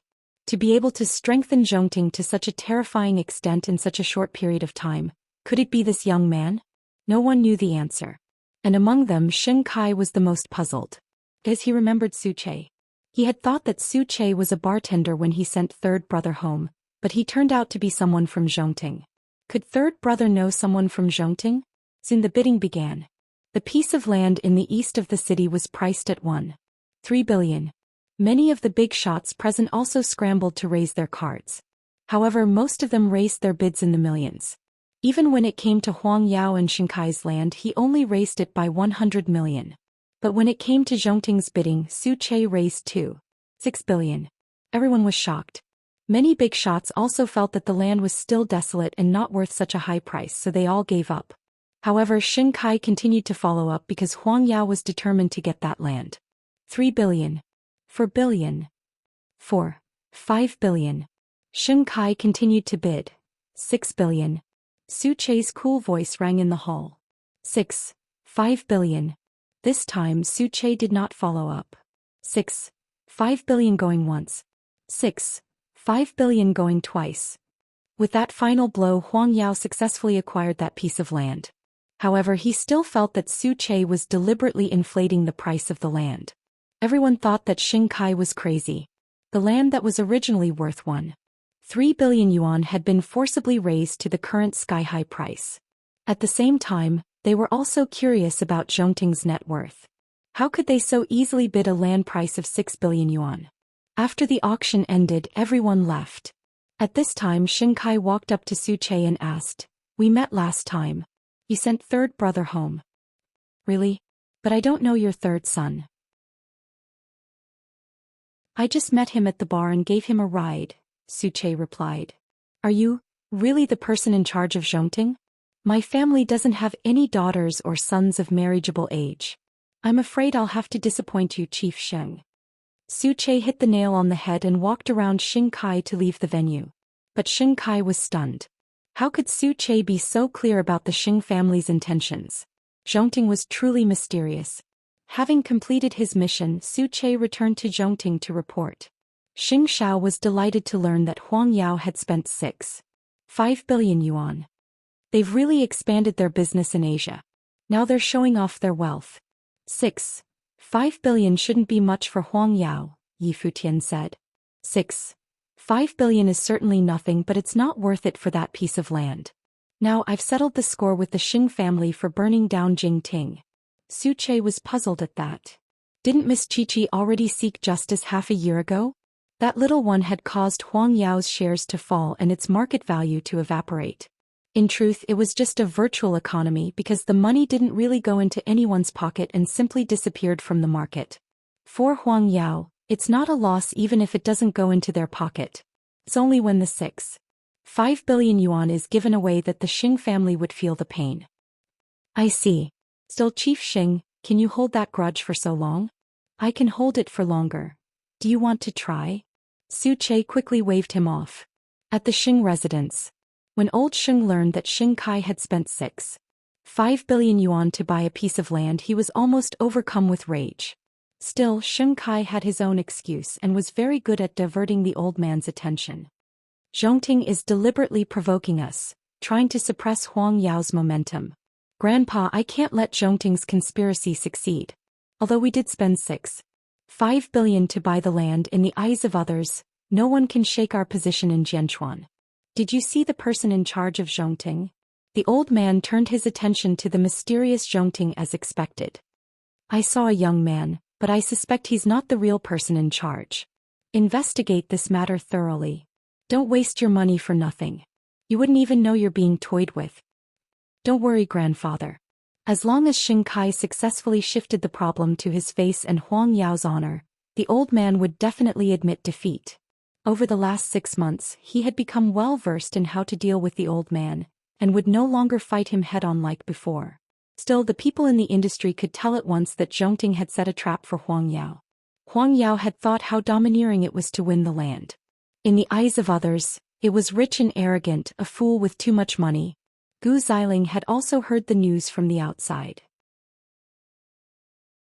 She could not help but say to Xianxia, after spending half a year with you, I have no doubt about your ability. But why did you make such a fool out of yourself now? Xianxia asked. Xianxia's nerves would relax a little as long as he was not facing the old man. I don't know why, but seeing the person in charge of Zhongting always gives me the desire to defeat him. Have you been too tired recently? Xianxia shook his head and turned to look at his wife. Maybe. It's been so long since Xingzhao's incident, but I feel like it happened just yesterday. He's a cripple now. What do you have to worry about? Xianxia took a deep breath. Finding his wife's words reasonable, he took his pajamas and went to the bathroom to wash up. The joke this time really made him feel ashamed and resentful. However, since it had already happened, he could only look into Zhongting. Late at night.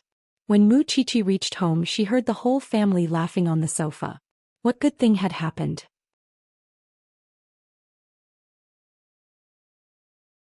Chapter 424. It's all Xingzhao's fault. He made Huang Yao lose 6.5 billion to buy a piece of land worth only 1.3 billion.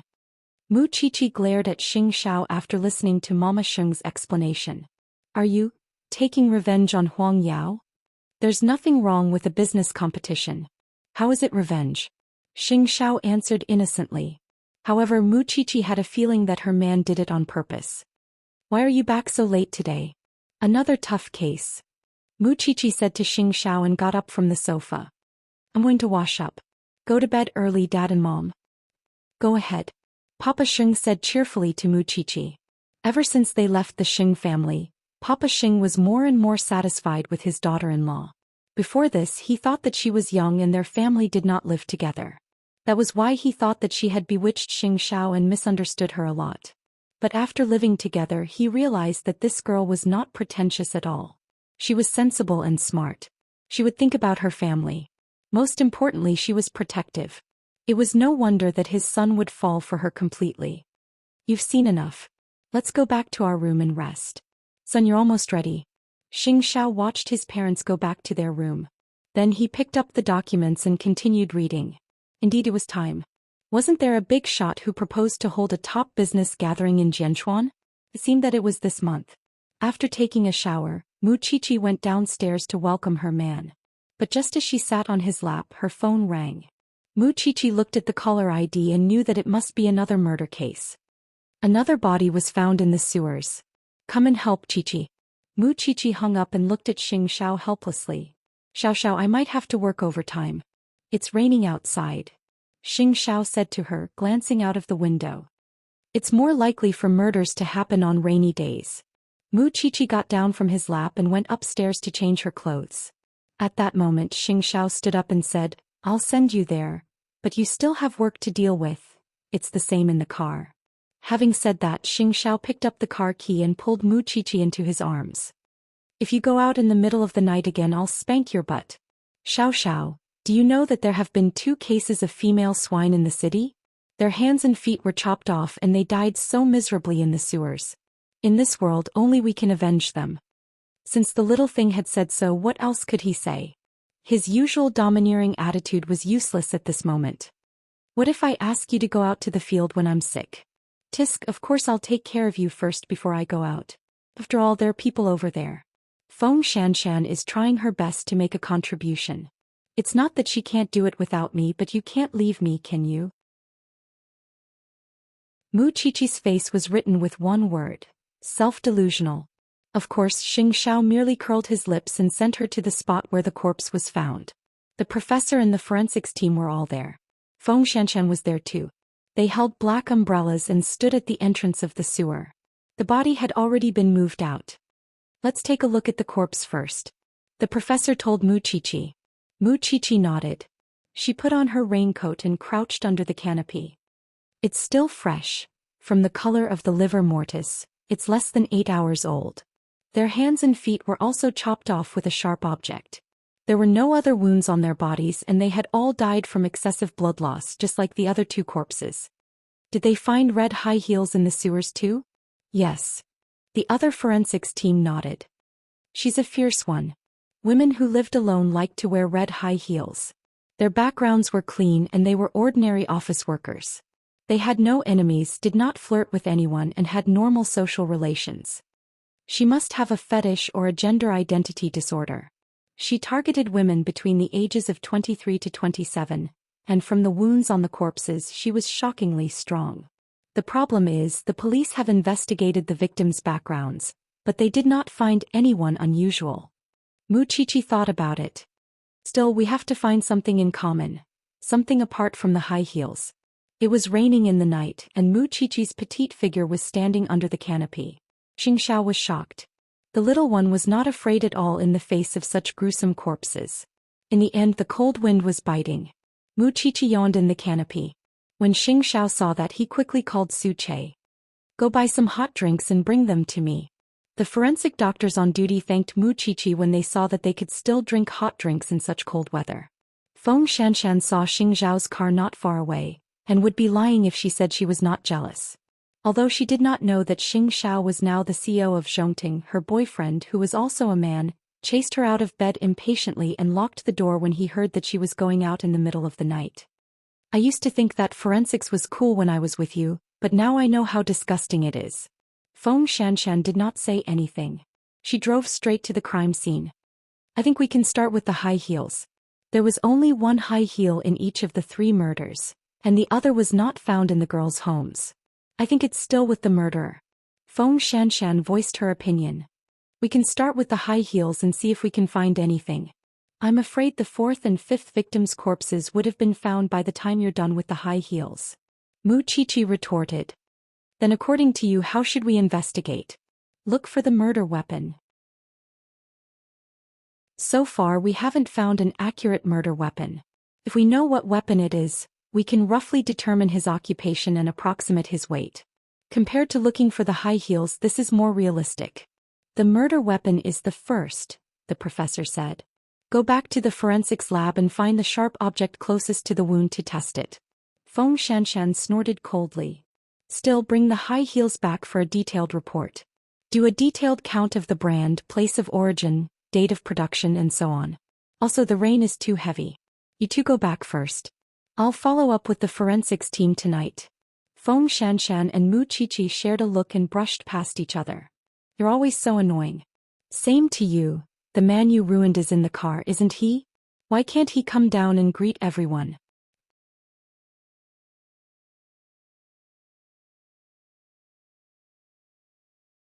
Chapter 425. Xiao, let's go home. Before Xiao drove off, he glanced at Feng Xianxian, who was taking a taxi. This woman had been bribed by old Xing to keep an eye on Qi. He did not expect her to be so determined to keep an eye on Qi for half a year. Of course, Feng Xianxian did not stop causing trouble for Qi over the past 6 months. Such a person is not worth your time. Leave this woman to me. Mu Qiqi seemed to have seen through Xiao. She knew what this man was planning. Feng Xianxian is proud, but it's also because she has real talent. It's just that her boyfriend probably can't stand her anymore. I've asked Aunt Wu to prepare the water for you again. Go home and take a good bath. Got it. Mu Qiqi nodded. Meanwhile, Feng Xianxian had just gotten a taxi and rushed all the way to her boyfriend's house. However, he would not open the door for her no matter what. Feng Xianxian sat in the living room dejectedly. She sat there for the whole night. The next morning, her boyfriend came out of his room and saw her sleeping in the living room. He kicked her awake. Don't come again. Let's break up. What did you say? Feng Xianxian sat up and asked. Did I not make myself clear enough, or is there something wrong with your ears? I said don't come again. I've had enough of you. Every time I see you, you smell weird. I'm in contact with corpses every day. Eating with you really spoils my appetite. That's not what you said when you were chasing me. When I was chasing you, I just thought that your profession was cool. Who knew that it would be so disgusting? Moreover, my parents would not agree to us being together. Let's stop here. With that, the rich man took out a bank card from his wallet. There's 200,000 on it. Consider it your breakup fee. Take the money and get lost. Feng Xianxian found it ridiculous. So she stood up and took the gold card. A relationship of a few years is really cheap. With that, Feng Xianxian took the gold card and left her boyfriend's villa. I said it's cheap. You don't want it. Feng Xianxian did not want it. After walking out of her ex-boyfriend's villa, she broke the card and threw it into the trash can. Although she came from an ordinary family, she believed that she had not coveted anything from her boyfriend in the past few years. Moreover, it was this man who chased after her first. However, she had nowhere else to go, so she went to the forensics lab. It was hard to tell whether Feng Xianxian was a good person or a bad person.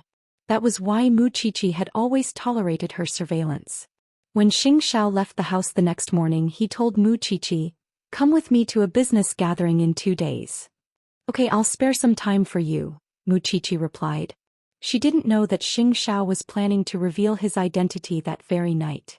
She didn't think too much about it, and her mind was filled with the case of the high heels woman. Soon Mu Qiqi arrived at school. However, Feng Xianxian, who had always been prideful and complacent, wasn't acting like a follower today. She was quietly sprawled over her desk, probably because she didn't sleep well last night.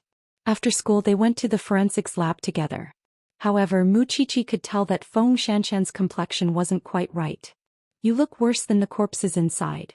Feng Xianxian leaned against the door and breathed rapidly, but she still helped the professor with the simulation test of the murder weapon. However, halfway through, Feng Xianxian fainted. "Take her to the hospital. She looks so pale." "Professor, please continue." I'll take her there. Right now the entire forensics team was tied down, and only she and Feng Xianxian were interns, which wasn't that important. The professor nodded and told Mu Qiqi, take good care of her. Even though the professor was aware that the two never got along, Mu Qiqi was someone who could tell right from wrong. He was not at all worried that Mu Qiqi would cause trouble for Feng Xianxian since she was a person who could tell right from wrong. Soon Mu Qiqi sent Feng Xianxian to the hospital where the doctor said after a checkup, I'm afraid she can't keep the child in her womb. Are her family here yet? I'm her classmate. Can I don't know her family and I don't know how to contact them. Okay, sign here, the doctor said to her. Another one who didn't take care of herself.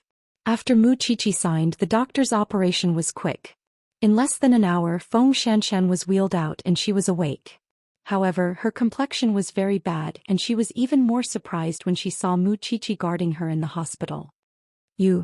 If you really think you're so cool, why did you put yourself in such a mess? Do you allow a man to be selfish? Mu Qiqi glared at her. You're fine now. You can call your family yourself. I won't keep you company. I was spying on you and you still helped me? Don't get me wrong. Everyone was busy with the experiment, and I was the only one who had the time to send you here. With that, Mu Qiqi turned to leave, but before she walked out of the door she said to her, since you're so proud, why did you go to such a rich family? If a man really loves you, it's impossible for him not to take contraceptives. Another blind man. Feng Xianxian remembered that Lu Qianxian, who was close to Mu Qiqi, was also in the same situation. You win. Now that you have something on me, you can do whatever you want. I'm not that lowly. After saying that, Mu Qiqi really turned around and left. Meanwhile, Feng Xianxian sat on the bed and burst into tears. She was already 22 years old. Unlike Mu Qiqi, if that man was reliable, she could definitely get married and have children. Unfortunately, everything was gone in one night. However, there was no medicine for regret in this world. Moreover, Mu Qiqi, don't think that I would give up on the Xing family's money just because you helped me. Feng Xianxian thought to herself that she would still do the same thing. But Mu Qiqi had never been afraid. Having met Su Che at the auction, Sheng Kai had a feeling that third brother might really know him. Hence he tested him when third brother returned home. Do you remember the person who sent you home when you had too much to drink? Su Che had already spoken to third brother, and it was naturally easy for him to answer such questions. I don't know him. Isn't he the bartender? I had too much to drink and was delirious.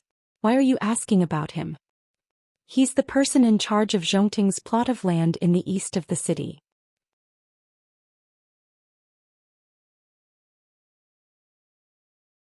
Chapter 426.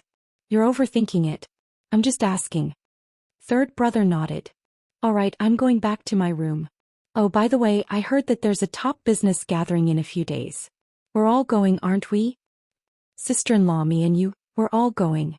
You know very well why you're going. He was going to look for his future wife. Third brother shrugged nonchalantly. He was only concerned if eighth brother would go. I don't know why, but even though I know that eighth brother is useless now, I still feel that he might make a comeback. I don't know if I'm being paranoid. Third brother said nothing and simply slipped into his room to sleep soundly. He could pretend he didn't know if he saw eighth brother at the business gathering. After all, who didn't know how to play dumb? After keeping a low profile for over half a year, it was time for eighth brother to show himself. Otherwise, the outside world would really think that he was crippled. Since Zhongting had tricked Huang Yao, old Xing would definitely not go to Zhongting for in-laws. After all, Su Che had clearly told Xing Kai that they could marry into the Xing family if there were no girls of suitable age in their family. And since there was a grudge, they could only be enemies. Be that as it may, the people of Jianchuan had yet to meet the person in charge. Why was he acting so mysterious? There's no telling which powerful family is pulling strings behind the scenes, toying with people's hearts and making Huang Yao suffer the moment they arrived. So it's just a new company. Could they really fly? If the person in charge of Zhongting is really going to the business gathering, you'd better get back at me for what happened before. The old man instructed Xing Kai. Don't worry, grandfather. I'll bring Xiling and third brother there. We wouldn't lose to Zhongting in terms of momentum. Since you've made all the arrangements, go back and rest. By the way, second brother, don't ignore Xiling's feelings just because you're worried about work. Spend more time with her when you have time. In other words, the old man was implying that he should spend more time rolling in the sheets with Xiling and having children. I understand. Speaking of children, it had already been more than half a year, but there was still no movement. He had no idea why. When he and Gu Xiling got married, she hadn't had a man yet, so there shouldn't be any problems with her body. But in the past 6 months he hadn't used any contraceptives. How could she not get pregnant? Don't think that Sheng Kai didn't have any doubts. He was also curious about this matter. Therefore he planned to arrange for a private doctor to do a self-examination when he had time. He would first rule out that there was no problem with his fertility. By the way, it's almost your half-year anniversary of your marriage with Xiling. You should go out and celebrate. Sheng Kai nodded, intending to book a table at Empire Hotel. Although it was a contract marriage, over the past 6 months, the couple had been acting like they were the real deal. It was hard to tell if they were acting or not. No matter what, as a husband he had to fulfill his responsibilities. So he asked his secretary to make arrangements to book a table and prepare flowers for their half-year anniversary. Feng Xianxian had lost a child, but that B** starred was drinking and dating beautiful women in a hotel. Feng Xianxian found out where her ex-boyfriend was from their mutual friend and took a taxi to Empire Hotel. She didn't want this man, but she wanted justice for the child. So she found the table where the man was having a meal with his new girlfriend in the restaurant. The man was promptly displeased when he saw her. "Didn't we break up? How could you find me here?" "I'm here to see why a man who just dumped his ex-girlfriend 2 days ago could go on a date with a new girl as if nothing had happened. We've already broken up. What do you care?" "I'm not trying to care about trash like you. I just want to tell this new sister that this man never wears a condom in bed. You could get pregnant by accident and then lose it to him just like me."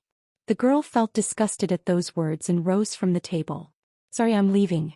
"What do you get back by doing this?" "I don't want to get back anything. I just want to see you disgusted." Slap. There was a loud noise and Feng Xianxian was slapped in public just like that. "I gave you face but you don't want it." Meanwhile, Sheng Kai and Gu Xiling were in the open-air restaurant. Feeling their mood affected by the commotion, they called for the hotel manager. "What are the security guards doing in this hotel?" "I'm really sorry, Chief Sheng and Mrs. Sheng. We'll take care of it right away." With that, the hotel manager led the security guards to Feng Xianxian and the scumbag. "I'm sorry, but could you please leave? You've seriously disturbed other customers." "I'm your VIP." The scumbag shouted. "You just have to chase this woman out." Feng Xianxian saw Sheng Kai and Gu Xiling not far away. She had seen both of them when she visited the Xing family.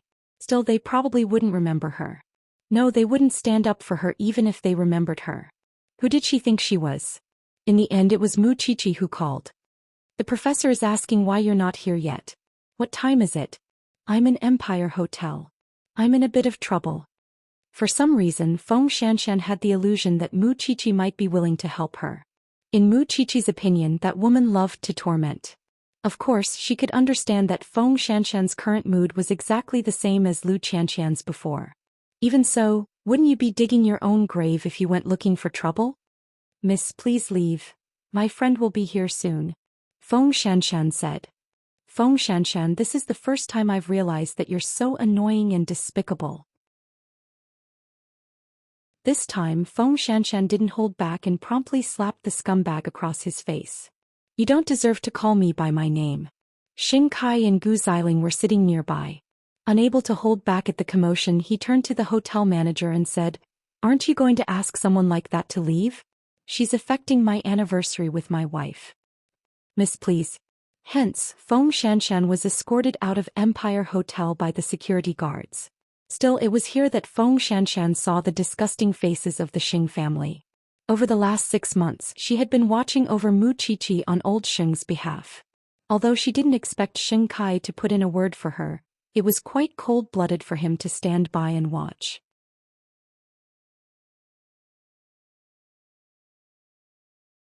Chapter 427. When Mu Chichi arrived at Empire Hotel, she found Feng Xianxian crouching at the entrance, with the hotel's security standing beside her. Mu Chichi walked up to her in disappointment. "You're my enemy. Shouldn't you at least have the self-awareness of being my enemy?"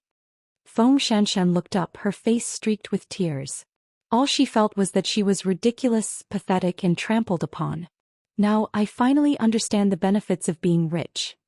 Don't tell me you're even more perverted after being provoked?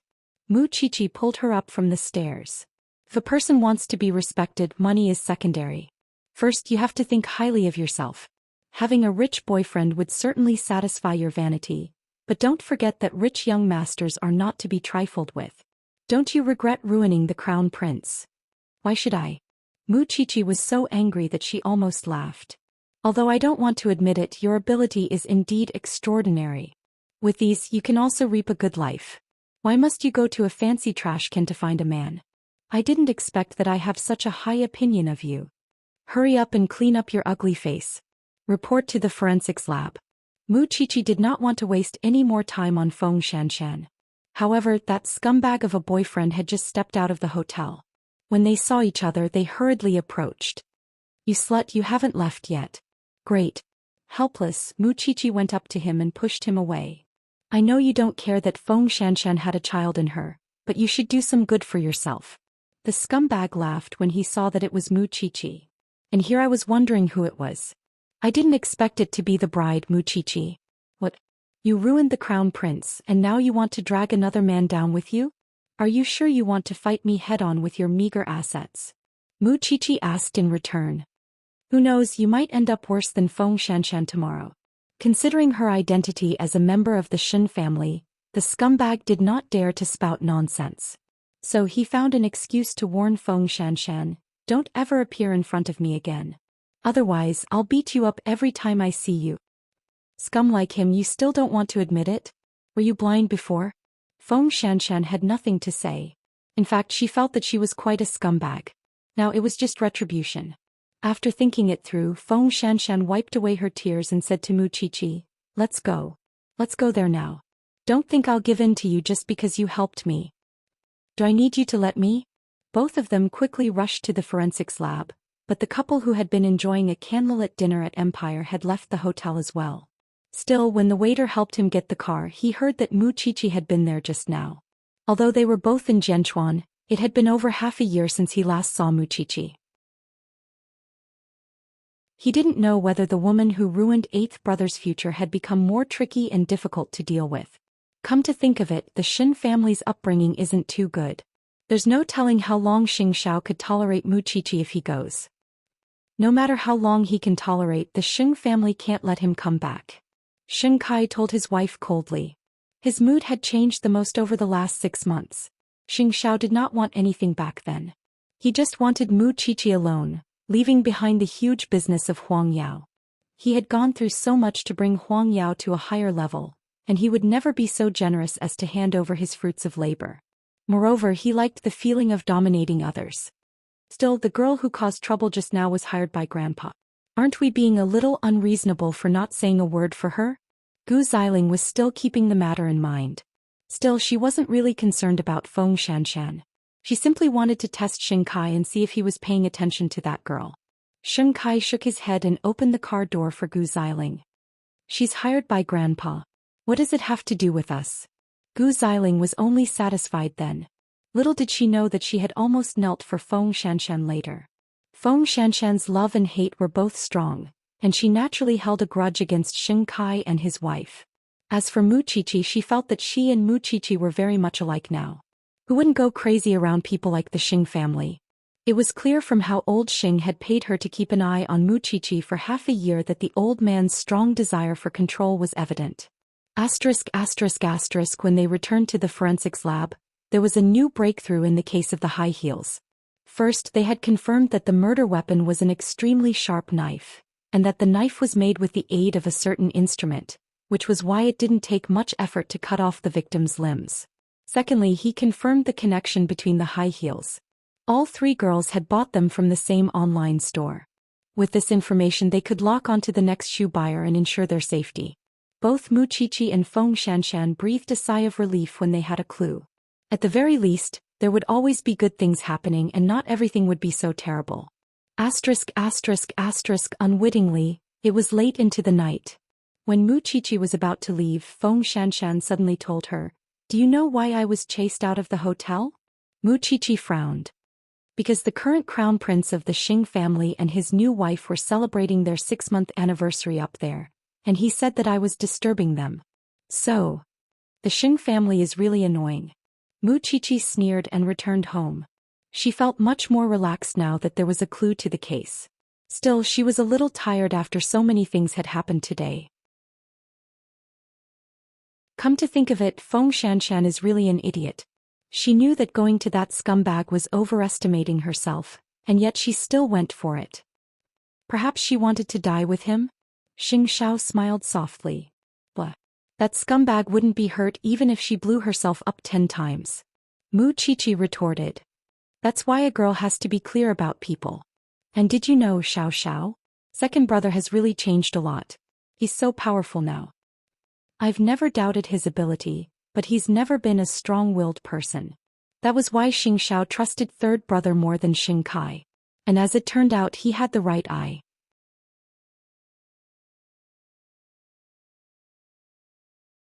Chapter 428. That's why I'm bringing you to the business gathering in a few days. I know, Xiao. But, can't you make that scumbag Feng Xianxian pay the price first? He provoked me today. He said that I ruined you. Mu Qiqi was angry at the thought. Duan Xiao, and was punished because Lu Qianxian was born into a rich family and could suppress the Duan family. But now Feng Xianxian was really worrying. Her IQ and EQ were worrying. In any case, she was popular in school. But what use was that? Since when did you get so close to Feng Xianxian? I have a feeling that we could use Feng Xianxian in the end to send the wrong message to that old man of the Xing family. Xianxia did not believe her nonsense. But he would definitely avenge Mu Qiqi. Because that scumbag had upset his Xiaoqi. Feng Xianxian had thought that Mu Qiqi would spread the news of her pregnancy and miscarriage after being disgusted by her for so long. But when she went to school, she found out that Mu Qiqi was not interested in that at all. She was gauging the heart of a gentleman with her own mean measure. She thought of all the things she had gone through before. But in the end, it was Mu Qiqi, her enemy, who treated her the best. She would continue to follow up with the Xing family. She had been monitoring Mu Qiqi for so long, and she did not think that she should give up on the old man's money. But it was entirely up to her to say what she wanted to say to the old man. At the very least, she was quite disgusted by Xing Kai and Gu Xiling at the moment. But from Xing Kai's point of view, it was not easy for him to promise Gu Xiling that he would keep her company. In the end, it was ruined by her and that scumbag of a rich man. Naturally, he was unhappy. Fortunately, the two of them had a tacit understanding last night. Gu Xiling did not get upset because of what happened in the hotel, so he was relieved. Over the last 6 months, Gu Xiling rarely caused trouble. She was dedicated to being his wife and helping him take care of the Xing family. It would be a lie to say that he was not moved. Still, he was a little worried that the child they had been looking forward to for so long did not come. The next morning, Xing Kai entered the dining room with a radiant face. Seeing the old man sipping tea at the head of the table, he said, "Grandfather, Xiling and I saw the girl you often see at Empire Hotel yesterday. Seems that she broke up with her boyfriend and her character is really bad. Are you sure she's reliable?" Grandpa Xing looked up at Xing Kai and said coldly, "What does it have to do with you? You just take care of your Huang Yao. You don't have to worry about this girl's character. It's fine as long as she is Mu Qiqi's enemy." Xing Kai nodded. "That's true. Go home early and spend more time with Xiling. Wasn't the old man urging them to hurry up and have children?" "Yes, Grandpa. Still, you've had that girl keep an eye on Mu Qiqi for so long." "Is there any news from Xiao?" As soon as the old man heard the words eighth brother, anger immediately appeared on his face. After all, whether it was Xiao or eighth brother, their names were taboo to the Xing family. Xing Kai didn't dare to ask more questions, so he quietly ate his breakfast. Later, third brother came downstairs looking a little dazed. "See if there are any suitable girls at the business gathering in 2 days. You're not young anymore and you're still single. Don't you think it's embarrassing? Not marrying Zhongting?" Third brother asked mockingly. "Why would I have a grandson like you?" Third brother pursed his lips and said nothing. Ever since eighth brother left, the sharp conflict in the family had calmed considerably, mainly because third brother had a strong will to live and was good at smoothing things over. Still, he knew that it was temporary. After the business gathering, the Sheng family would probably blow up again. After Feng Xianxian had a falling out with her scumbag ex-boyfriend at Empire Hotel, her ex-boyfriend had left her things at his doorstep and called her on purpose, telling her to go get them. In truth, he was trying to humiliate her. After all, Feng Xianxian was the one who had mocked him in public that day. Moreover, the little beauty he was going out with was ignoring him. Feng Xianxian was in the forensics lab when she answered the call, and found that Mu Qiqi was looking at her when she hung up. "Is eavesdropping a habit of yours? I just don't get it. Why do you have that scumbag's number in your phone?" Mu Qiqi crossed her arms and shook her head. "Besides, are you really that stupid? Are you really going to be greedy for those things? I don't think those things are important, but the only photo of my parents is in my suitcase. I have to get it back." Feng Xianxian replied. "He wouldn't be so kind as to let you get it. If it were me, I would just throw it away. Isn't that scumbag's intentions obvious? It's none of your business." With those words, Feng Xianxian took off her white coat and left the forensics lab. Of course, Mu Qiqi wouldn't stick to the cold shoulder since Feng Xianxian had put it that way. She simply called Xianxia even though she felt that it was a waste of his time. Su Che quickly received Xianxiao's order to contact the scumbag's parents. It was easy to deal with someone like that since it was just a small company. Feng Xianxian returned the car to the scumbag and hailed a cab to his mansion. However, when the scumbag saw Feng Xianxian, he pointed at a nearby trash can and said, "Your things are in there. You want them? Go get them yourself." Feng Xianxian knew that it would be such humiliation, and she had to admit that being with that scumbag had pushed her to the limit of her tolerance. That was why she went to the trash can without a word and started to search for the photo. But when she started to stink, the scumbag took out the photo from his pocket and said, "Are you looking for this?" Feng Xianxian's eyes reddened when she saw the photo in his hand. "Give it back. I know you care about your parents, but it's a pity that it's useless for you to keep it. They've already started their own families, so why don't I tear it for you?" With that, the photo was torn into two halves in the scumbag's hand. "We've been together for years. Why must you be so ruthless?" Feng Xianxian asked with a trembling voice.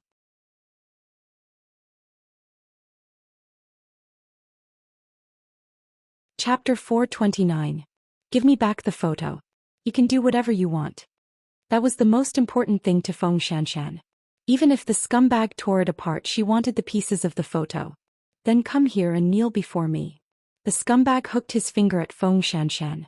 "Can't you let me go for the sake of my miscarriage? I told you to scram before, but you insisted. Now I've changed my mind." The scumbag arched a brow and placed the photo on the table in front of him. "Come here and kneel before me to apologize. I'll let you take the photo away." Feng Xianxian swallowed her anger. She had no other choice but to walk up to the scumbag and kneel on the green grass. Then the scumbag kicked her to the ground. "You be *T. You embarrassed me in public. I'll make you happy." Feng Xianxian lay on the ground and clenched her fists. He could not fight back. At that moment, the scumbag's parents suddenly drove up to their son's villa. When the scumbag saw his parents' car parked at the door, he quickly helped Feng Xianxian up from the ground. "Xianxian, why did you fall to the ground?" he asked with hypocrisy. The scumbag's father was not fooled. After getting out of the car, he walked up to his son, picked up a stool beside him and smashed it on his back. The scumbag fell to the ground and rolled around in pain. "Come in." His imposing figure dragged the scumbag into the living room with an absolute aura. Along the way, the scumbag let out a series of screams. In fact, the parents had already arrived when Feng Xianxian was rummaging through the trash. 2 days ago, someone from Zhongting came to discuss a takeover. They did not know the reason, but today they called him and told him to go home and teach his son a lesson. If he had not seen the scumbag humiliating a girl, he would have thought himself innocent. However, after seeing what his son had done as a father, he couldn't say anything. He did not know that he had raised such a scumbag. Feng Xianxian was helped into the living room by the scumbag's mother. They knew that their son had a girlfriend, but they had never met her in an ordinary family. They did not expect that their first meeting would be under such circumstances. Feng Xianxian did not know what was going on. She followed him into the living room of the villa. However, the scumbag's father found a golf club and swung it at his son. The screams came one after another. When the scum vomited blood, the scum's father finally stopped. "Dad, you're going to kill me." Beating you to death is considered a light punishment. If it wasn't for breaking the law, I would have chopped you up today. The scumbag's father said to his son, "Do you know that you've offended someone you shouldn't have? If the company goes bankrupt, not to mention you're now a rich second generation, I'm afraid you can only go to the streets and become a beggar. You still want a girl to kneel to you? Let me tell you, from today onwards I won't give you a single cent. I want to see how you're going to continue fooling around." The scumbag lay on the ground moaning. After this beating he would probably have to stay in the hospital for 10 days to half a month. "Dad, our family is so rich. If you don't give it to me, who will you give it to? Even if I donate it, I won't give it to you." With that, the scumbag's father stood up from the sofa and walked to Xianxia. "I didn't know this animal was such a thing. I heard that you lost your body because of him 2 days ago. I don't have anything here and I don't know how to compensate you. I can only express my sincerity and hope that you can live a happy life in the future." Xianxia looked at the father and did not take the check. She only said, "I haven't used his money in the years I've been with him, so I won't take it now. I've driven the sports car and other things, but I've returned them. I broke the card he gave me as a breakup fee and threw it away. I only want the photos of my parents." With that, Xianxia turned around and planned to leave the scumbag's house. When the scumbag's father heard what Xianxia said, he kicked the scumbag a few more times. "I hope that when you go back, Miss Feng, you can put in a good word for me in front of the person in charge of Zhongting. I will definitely take care of my son later." Xianxia did not understand what the father meant. She simply picked up the photo of her parents from the garden and left the scumbag's house. At the very least, she had seen the scumbag get beaten up with her own eyes just now, and it was a relief. Still, she did not believe that it was a coincidence that her parents came, especially when the scumbag's father told her to put in a good word for him in front of the person in charge of Zhongting. How would she know the person in charge of Zhongting? The only person who would poke her nose into such matters was Wuxia. "Wait, Wuxia. Zhongting?" Although Xianxia was kicked, it was not a heavy one. Compared to the pain that the scumbag had suffered just now, it was nothing. Later, Xianxia returned to the forensics lab and stuck the photo with a transparent tape before carefully putting it back in her pocket. Wuxia said when she saw it when she was done with her experiment, "I couldn't tell that you're such a filial son. Why are you always peeking at others? Get it straight. You're in the forensics lab and such an obvious place is for people to see. You could have stuck it back at home otherwise." Xianxia had nothing to say. Pausing for a moment, she then said, "You helped me today, didn't you? What does that have to do with me? Otherwise, no one in this world would care about me," Xianxia said. "The photo you saw just now was when I was 15 years old. It was the last photo of my parents before they divorced. After that, the two of them started their own families. Other than giving me a fixed amount of money every month, they didn't ask about anything else. But why would I tell you that? What happened to you at the Mu family back then is no less spread and not much better than me." Wuxia said nothing and simply washed the utensils in silence. "Your family built Zhongting, didn't they? Or perhaps the crown prince built it. How so? Otherwise, I can't think of any other reason why someone from Zhongting would help an annoying stranger like me." At those words, Wuxia turned to look at Xianxia. "So, are you going to tell the Xing family?"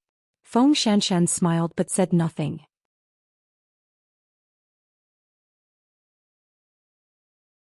Chapter 430. Come to think of it, it was time for her to complain to the Xing family. One night later, Xianxia asked Wuxia as she was leaving the forensics lab, "Do you want me to tell the Xing family?" "I really don't need that. It's up to you." The two of them still maintained this kind of atmosphere. As long as they were together, they would be at daggers drawn. Especially in school, Xianxia still had many good friends while Wuxia was still a lone wolf. But for now, Xianxia would not really cause trouble for Wuxia in private. In fact, on the surface the two of them seemed to be competing with each other, but in fact they were both cool and had done many things for each other. Wuxia mainly treated Xianxia because of the miscarriage and the scumbag. Xianxia, on the other hand, blocked a lot of rumors for Wuxia. Naturally, the main reason was still the Xing family. As a matter of fact, old Xing would sometimes have Xianxia come to him if he wanted to know something, and at other times he would go to her personally. However, the matter with Wuxia had become more and more boring over the last 6 months. That was why the old man had been too lazy to seek her out, and would have her come by herself, with the butler bringing her to the old man's study. It was the same on this night. Xianxia followed the old butler when she arrived at the Xing residence. Along the way she met the other members of the Xing family including Gu Xiling. Gu Xiling recognized Xianxia at once and asked the butler, "Did Grandpa bring this woman in again?" "Young madam, it's Grandpa's business. Servants like us shouldn't ask." Gu Xiling, dressed in a long white dress, glared at Xianxia imperiously. "We've met at Empire Hotel. I remember." Xianxia's words held a hidden meaning. "I don't understand why Grandpa would think so highly of you. Perhaps you have something special about you, but I was a little surprised when I saw you that day at the hotel. I think that you should at least maintain your basic manners as a woman and don't cross the line again." "I don't think I have to listen to your teachings, young madam," Xianxia retorted stubbornly before turning to the old butler. "Let's hurry inside." Gu Xiling was stunned. It seemed to be the first time she met such a stubborn person. It was the second time. Mu Qiqi was one of them. Was that why the old man valued this woman so much that she kept an eye on Mu Qiqi? Birds of a feather really do flock together. Xianxia did not take Gu Xiling's words to heart. She only had one boss, and that was Grandpa Xing. A moment later, the two of them entered the old master's study, where the old master was practicing calligraphy. "Chairman, I'm here to report as usual."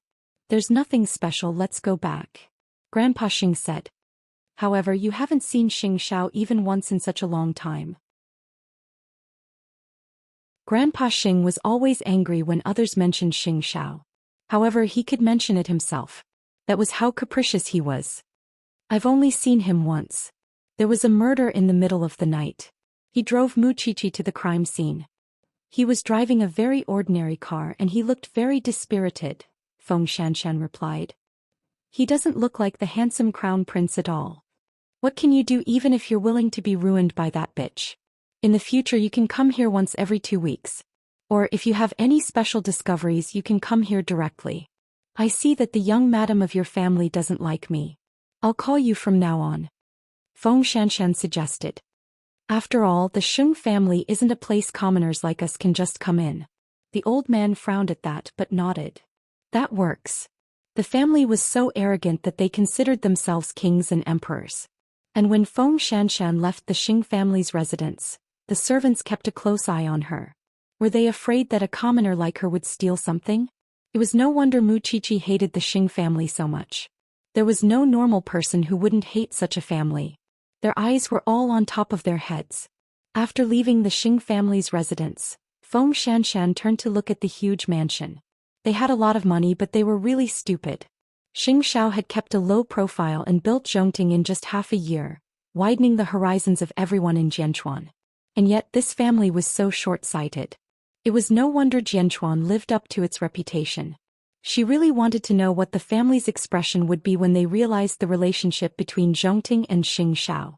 Meanwhile, Mu Qiqi was leaning on Xianxia's body and reading past cases. Still, when she remembered that Xianxia had gone to the Xing family, she tugged at Xianxia's sleeve and asked, "Do you think Xianxia would tell the Xing family about your relationship with Zhongting? Don't you know the answer in your heart?" Xianxia glared at her. "Do you really need me to praise your wisdom and decisiveness?" Mu Qiqi laughed and wrapped her arms around Xianxia's neck. "I heard that Xianxia's ex-boyfriend was sent to the hospital after being beaten up by his own father. Suche is so reassuring. You've vented your anger." "Of course I've vented my anger with my husband. It feels good." Xianxia pressed down on Mu Qiqi's head to stop her from moving around. This little one was getting better and better at flattering people. He wondered if there would come a day when she would climb onto his head and pee on it. "So when is the business gathering?" "In 2 days," Xianxia replied. "I'm getting a little excited just thinking about it." Mu Qiqi chuckled. On the next day, Mu Qiqi and Xianxia ran into each other in school. The professor called them to inform them that the case of the high heels corpse had been solved. Both of them shared a look but neither said a word. No one could understand this kind of love-hate relationship. It turned out that the culprit was the lover of the shoe shop owner. She would wear those heels every time they went on a date, which left a deep mark in his heart. Later, when he found out that the woman was wearing red heels with someone else, he killed her in a fit of impulse, chopping off her limbs and throwing her into the sewers. From then on, he hated anyone who bought these red high heels. That was why he pretended to be the man's lover and continued selling shoes online. He would get the address of anyone who bought those red heels and kill them to vent his anger.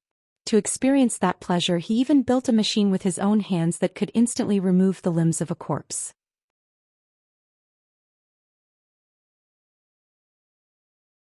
Chapter 431. The top business gathering would be held in the Grand Houston Square in a day's time. On that day, the representative of Zhongting would really be there. This time it was not a fake news. But before that, Xianxia took the time to do a physical checkup. Once the results were out, his personal doctor immediately called him and asked him to make time to see the doctor. Xianxia did not tell Zhou Xian about it. It was a man's pride anyway. So, his personal doctor was personally invited to his office by his assistant and brought his checkup report. "Chief Xing, I'm afraid you need to go to the hospital for a more comprehensive checkup," the doctor suggested as he placed his examination report on the table. "I suspect that you have immune infertility." Xianxia's expression changed when he heard that. "Explain clearly." The doctor took some time to explain to Xianxia the cause of immune infertility and the consequences of it. "But there is no big problem in that aspect of my life. There may be a hereditary history," the doctor explained. "Can it be treated?" "Of course, but I need your cooperation." Xianxia could cooperate, but he did not want anyone to know that he could not have a child, especially Zhou Xian. It was a man's pride. "I can cooperate, but I must make sure that no one else knows." With his current physical condition, it was almost impossible to get Zhou Xian pregnant. So that night, even when Zhou Xian took the initiative to invite him, he did not have the intention. Instead, he was in a state of alertness and irritation. "What's wrong?" Zhou Xian had never seen him like this. "I'm just too tired from work." "It's nothing. Go to sleep," Xianxia explained and comforted Zhou Xian. Zhou Xian thought that he was under too much pressure, so she didn't ask much and quickly fell asleep. However, Xianxia couldn't fall asleep no matter how hard he tried. He could not even give Zhou Xian a child. If this matter were to spread, his reputation as the CEO of Huang Yao and the head of the Sheng family would be ruined. He would become a laughing stock. After all, not many men could endure such humiliation. The next day, Xianxia went to the Shen family before heading to Zhongting. After all, Shen Jianchuan was the one who made him who he was, which was why in his heart Shen Jianchuan was his father just like Papa Sheng. The reason why he went to the Shen family was to ask Shen Jianchuan if he wanted to attend the business gathering that night.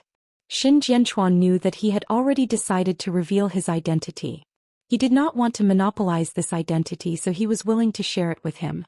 However, Shen Jianchuan was more willing to be the person behind the scenes. After all, it was the era of the young. It was safer for the older generation to hide at the back. "I will remember your kindness. But I hope that you will use your kindness on my daughter. I am satisfied with your performance so far." As for the business gathering, it is an occasion for you youngsters. I will stay at home and fish with the old man. Shen Jianchuan had his reasons for not attending. After all, the whole Shen family was in the limelight now. It was better for him to stay away from them so that his brother could be the mayor for a longer time. "When Cheer turns 20, I plan to bring her abroad for registration. It doesn't matter if you have that piece of paper." Shen Jianchuan was not in a hurry. He wanted to keep his daughter for a few more years anyway. "Dad, you should find yourself a partner." Shen Jianchuan smiled and waved for Xianxia to leave. "Go do what you need to do. Why bother with an idler like me?" Xianxia did not stay long at the Shen family. Their houses were too close and it was convenient for them to visit each other. Still, before Xianxia went to Zhongting, he told Su Che to send the gown he had made for Qi to the villa so that she could try it on. Now the little one's figure was becoming more voluptuous. Xianxia did not want other men to stare at her, but he did not want to overshadow her beauty either. "Tonight, let's watch a good show." The Sheng family would not be prepared for it, since Xianxia had hidden it too well over the last 6 months. And Jing Yun would attend the gathering with Xing Minglan. Of course, all he was interested in was watching the Xing family put on a good show. At 6 in the evening, Xing Minglan was changing at home. When she saw that Jing Yun had changed too, she said, "Why don't we go with Chi Chi? Let them go alone." It would be more surprising that way. Xing Minglan thought about it and nodded. She felt a surge of emotions at the thought of Xianxia returning to his peak. Meanwhile, third brother had changed into a dark green suit and a bow tie as he came downstairs. When he saw that Xing Kai and Gu Xiling were dressed up, he gave them a thumbs up. What a perfect match. Xing Kai was wearing a dark blue handmade suit, while Gu Xiling was wearing a white halter dress. Although they were beautiful in such cold weather, were they not afraid of catching a cold? Of course, to Xing Kai it was enough to save face. He had never been particularly concerned about Gu Xiling's health, especially after he found out what was wrong with him. He was even more afraid to talk about health. Hence, the trio got into the Lincoln stretch limousine. Meanwhile, third brother was tidying his sleeves along the way, and could not help mocking himself. I'm still lacking a woman. Having a lady from a good family like sister-in-law for a wife is such a relief. Grandpa is asking you to go so that you can find someone who understands you. Gu Xiling quickly said. We'll meet the person in charge of Zhongting soon. I really want to know who the person who made me pay 6.5 billion is. Third brother pretended not to understand, and pretended to be a depressed youth as he looked out the window. Otherwise he would have laughed out loud. It was not that he had anything against Huang Yao or second brother, but eighth brother's brain had been specially made by God. Anyone who dared to compete with him in the business world would only be asking for humiliation. He just hoped that second brother would not have a heart attack from his anger tonight. Since he was the CEO of Huang Yao, the trio were invited to the main hall when they arrived. There were no less than 100 guests in the hall that resembled a heavenly palace. Third brother searched everywhere for Xianxia, but he did not seem to have arrived. If that was the case, he could get to know the little beauty who was already there. You're tuning in to the Zhou Xian's Legacy YouTube channel. Don't forget to subscribe and join us on this journey to catch the most captivating stories.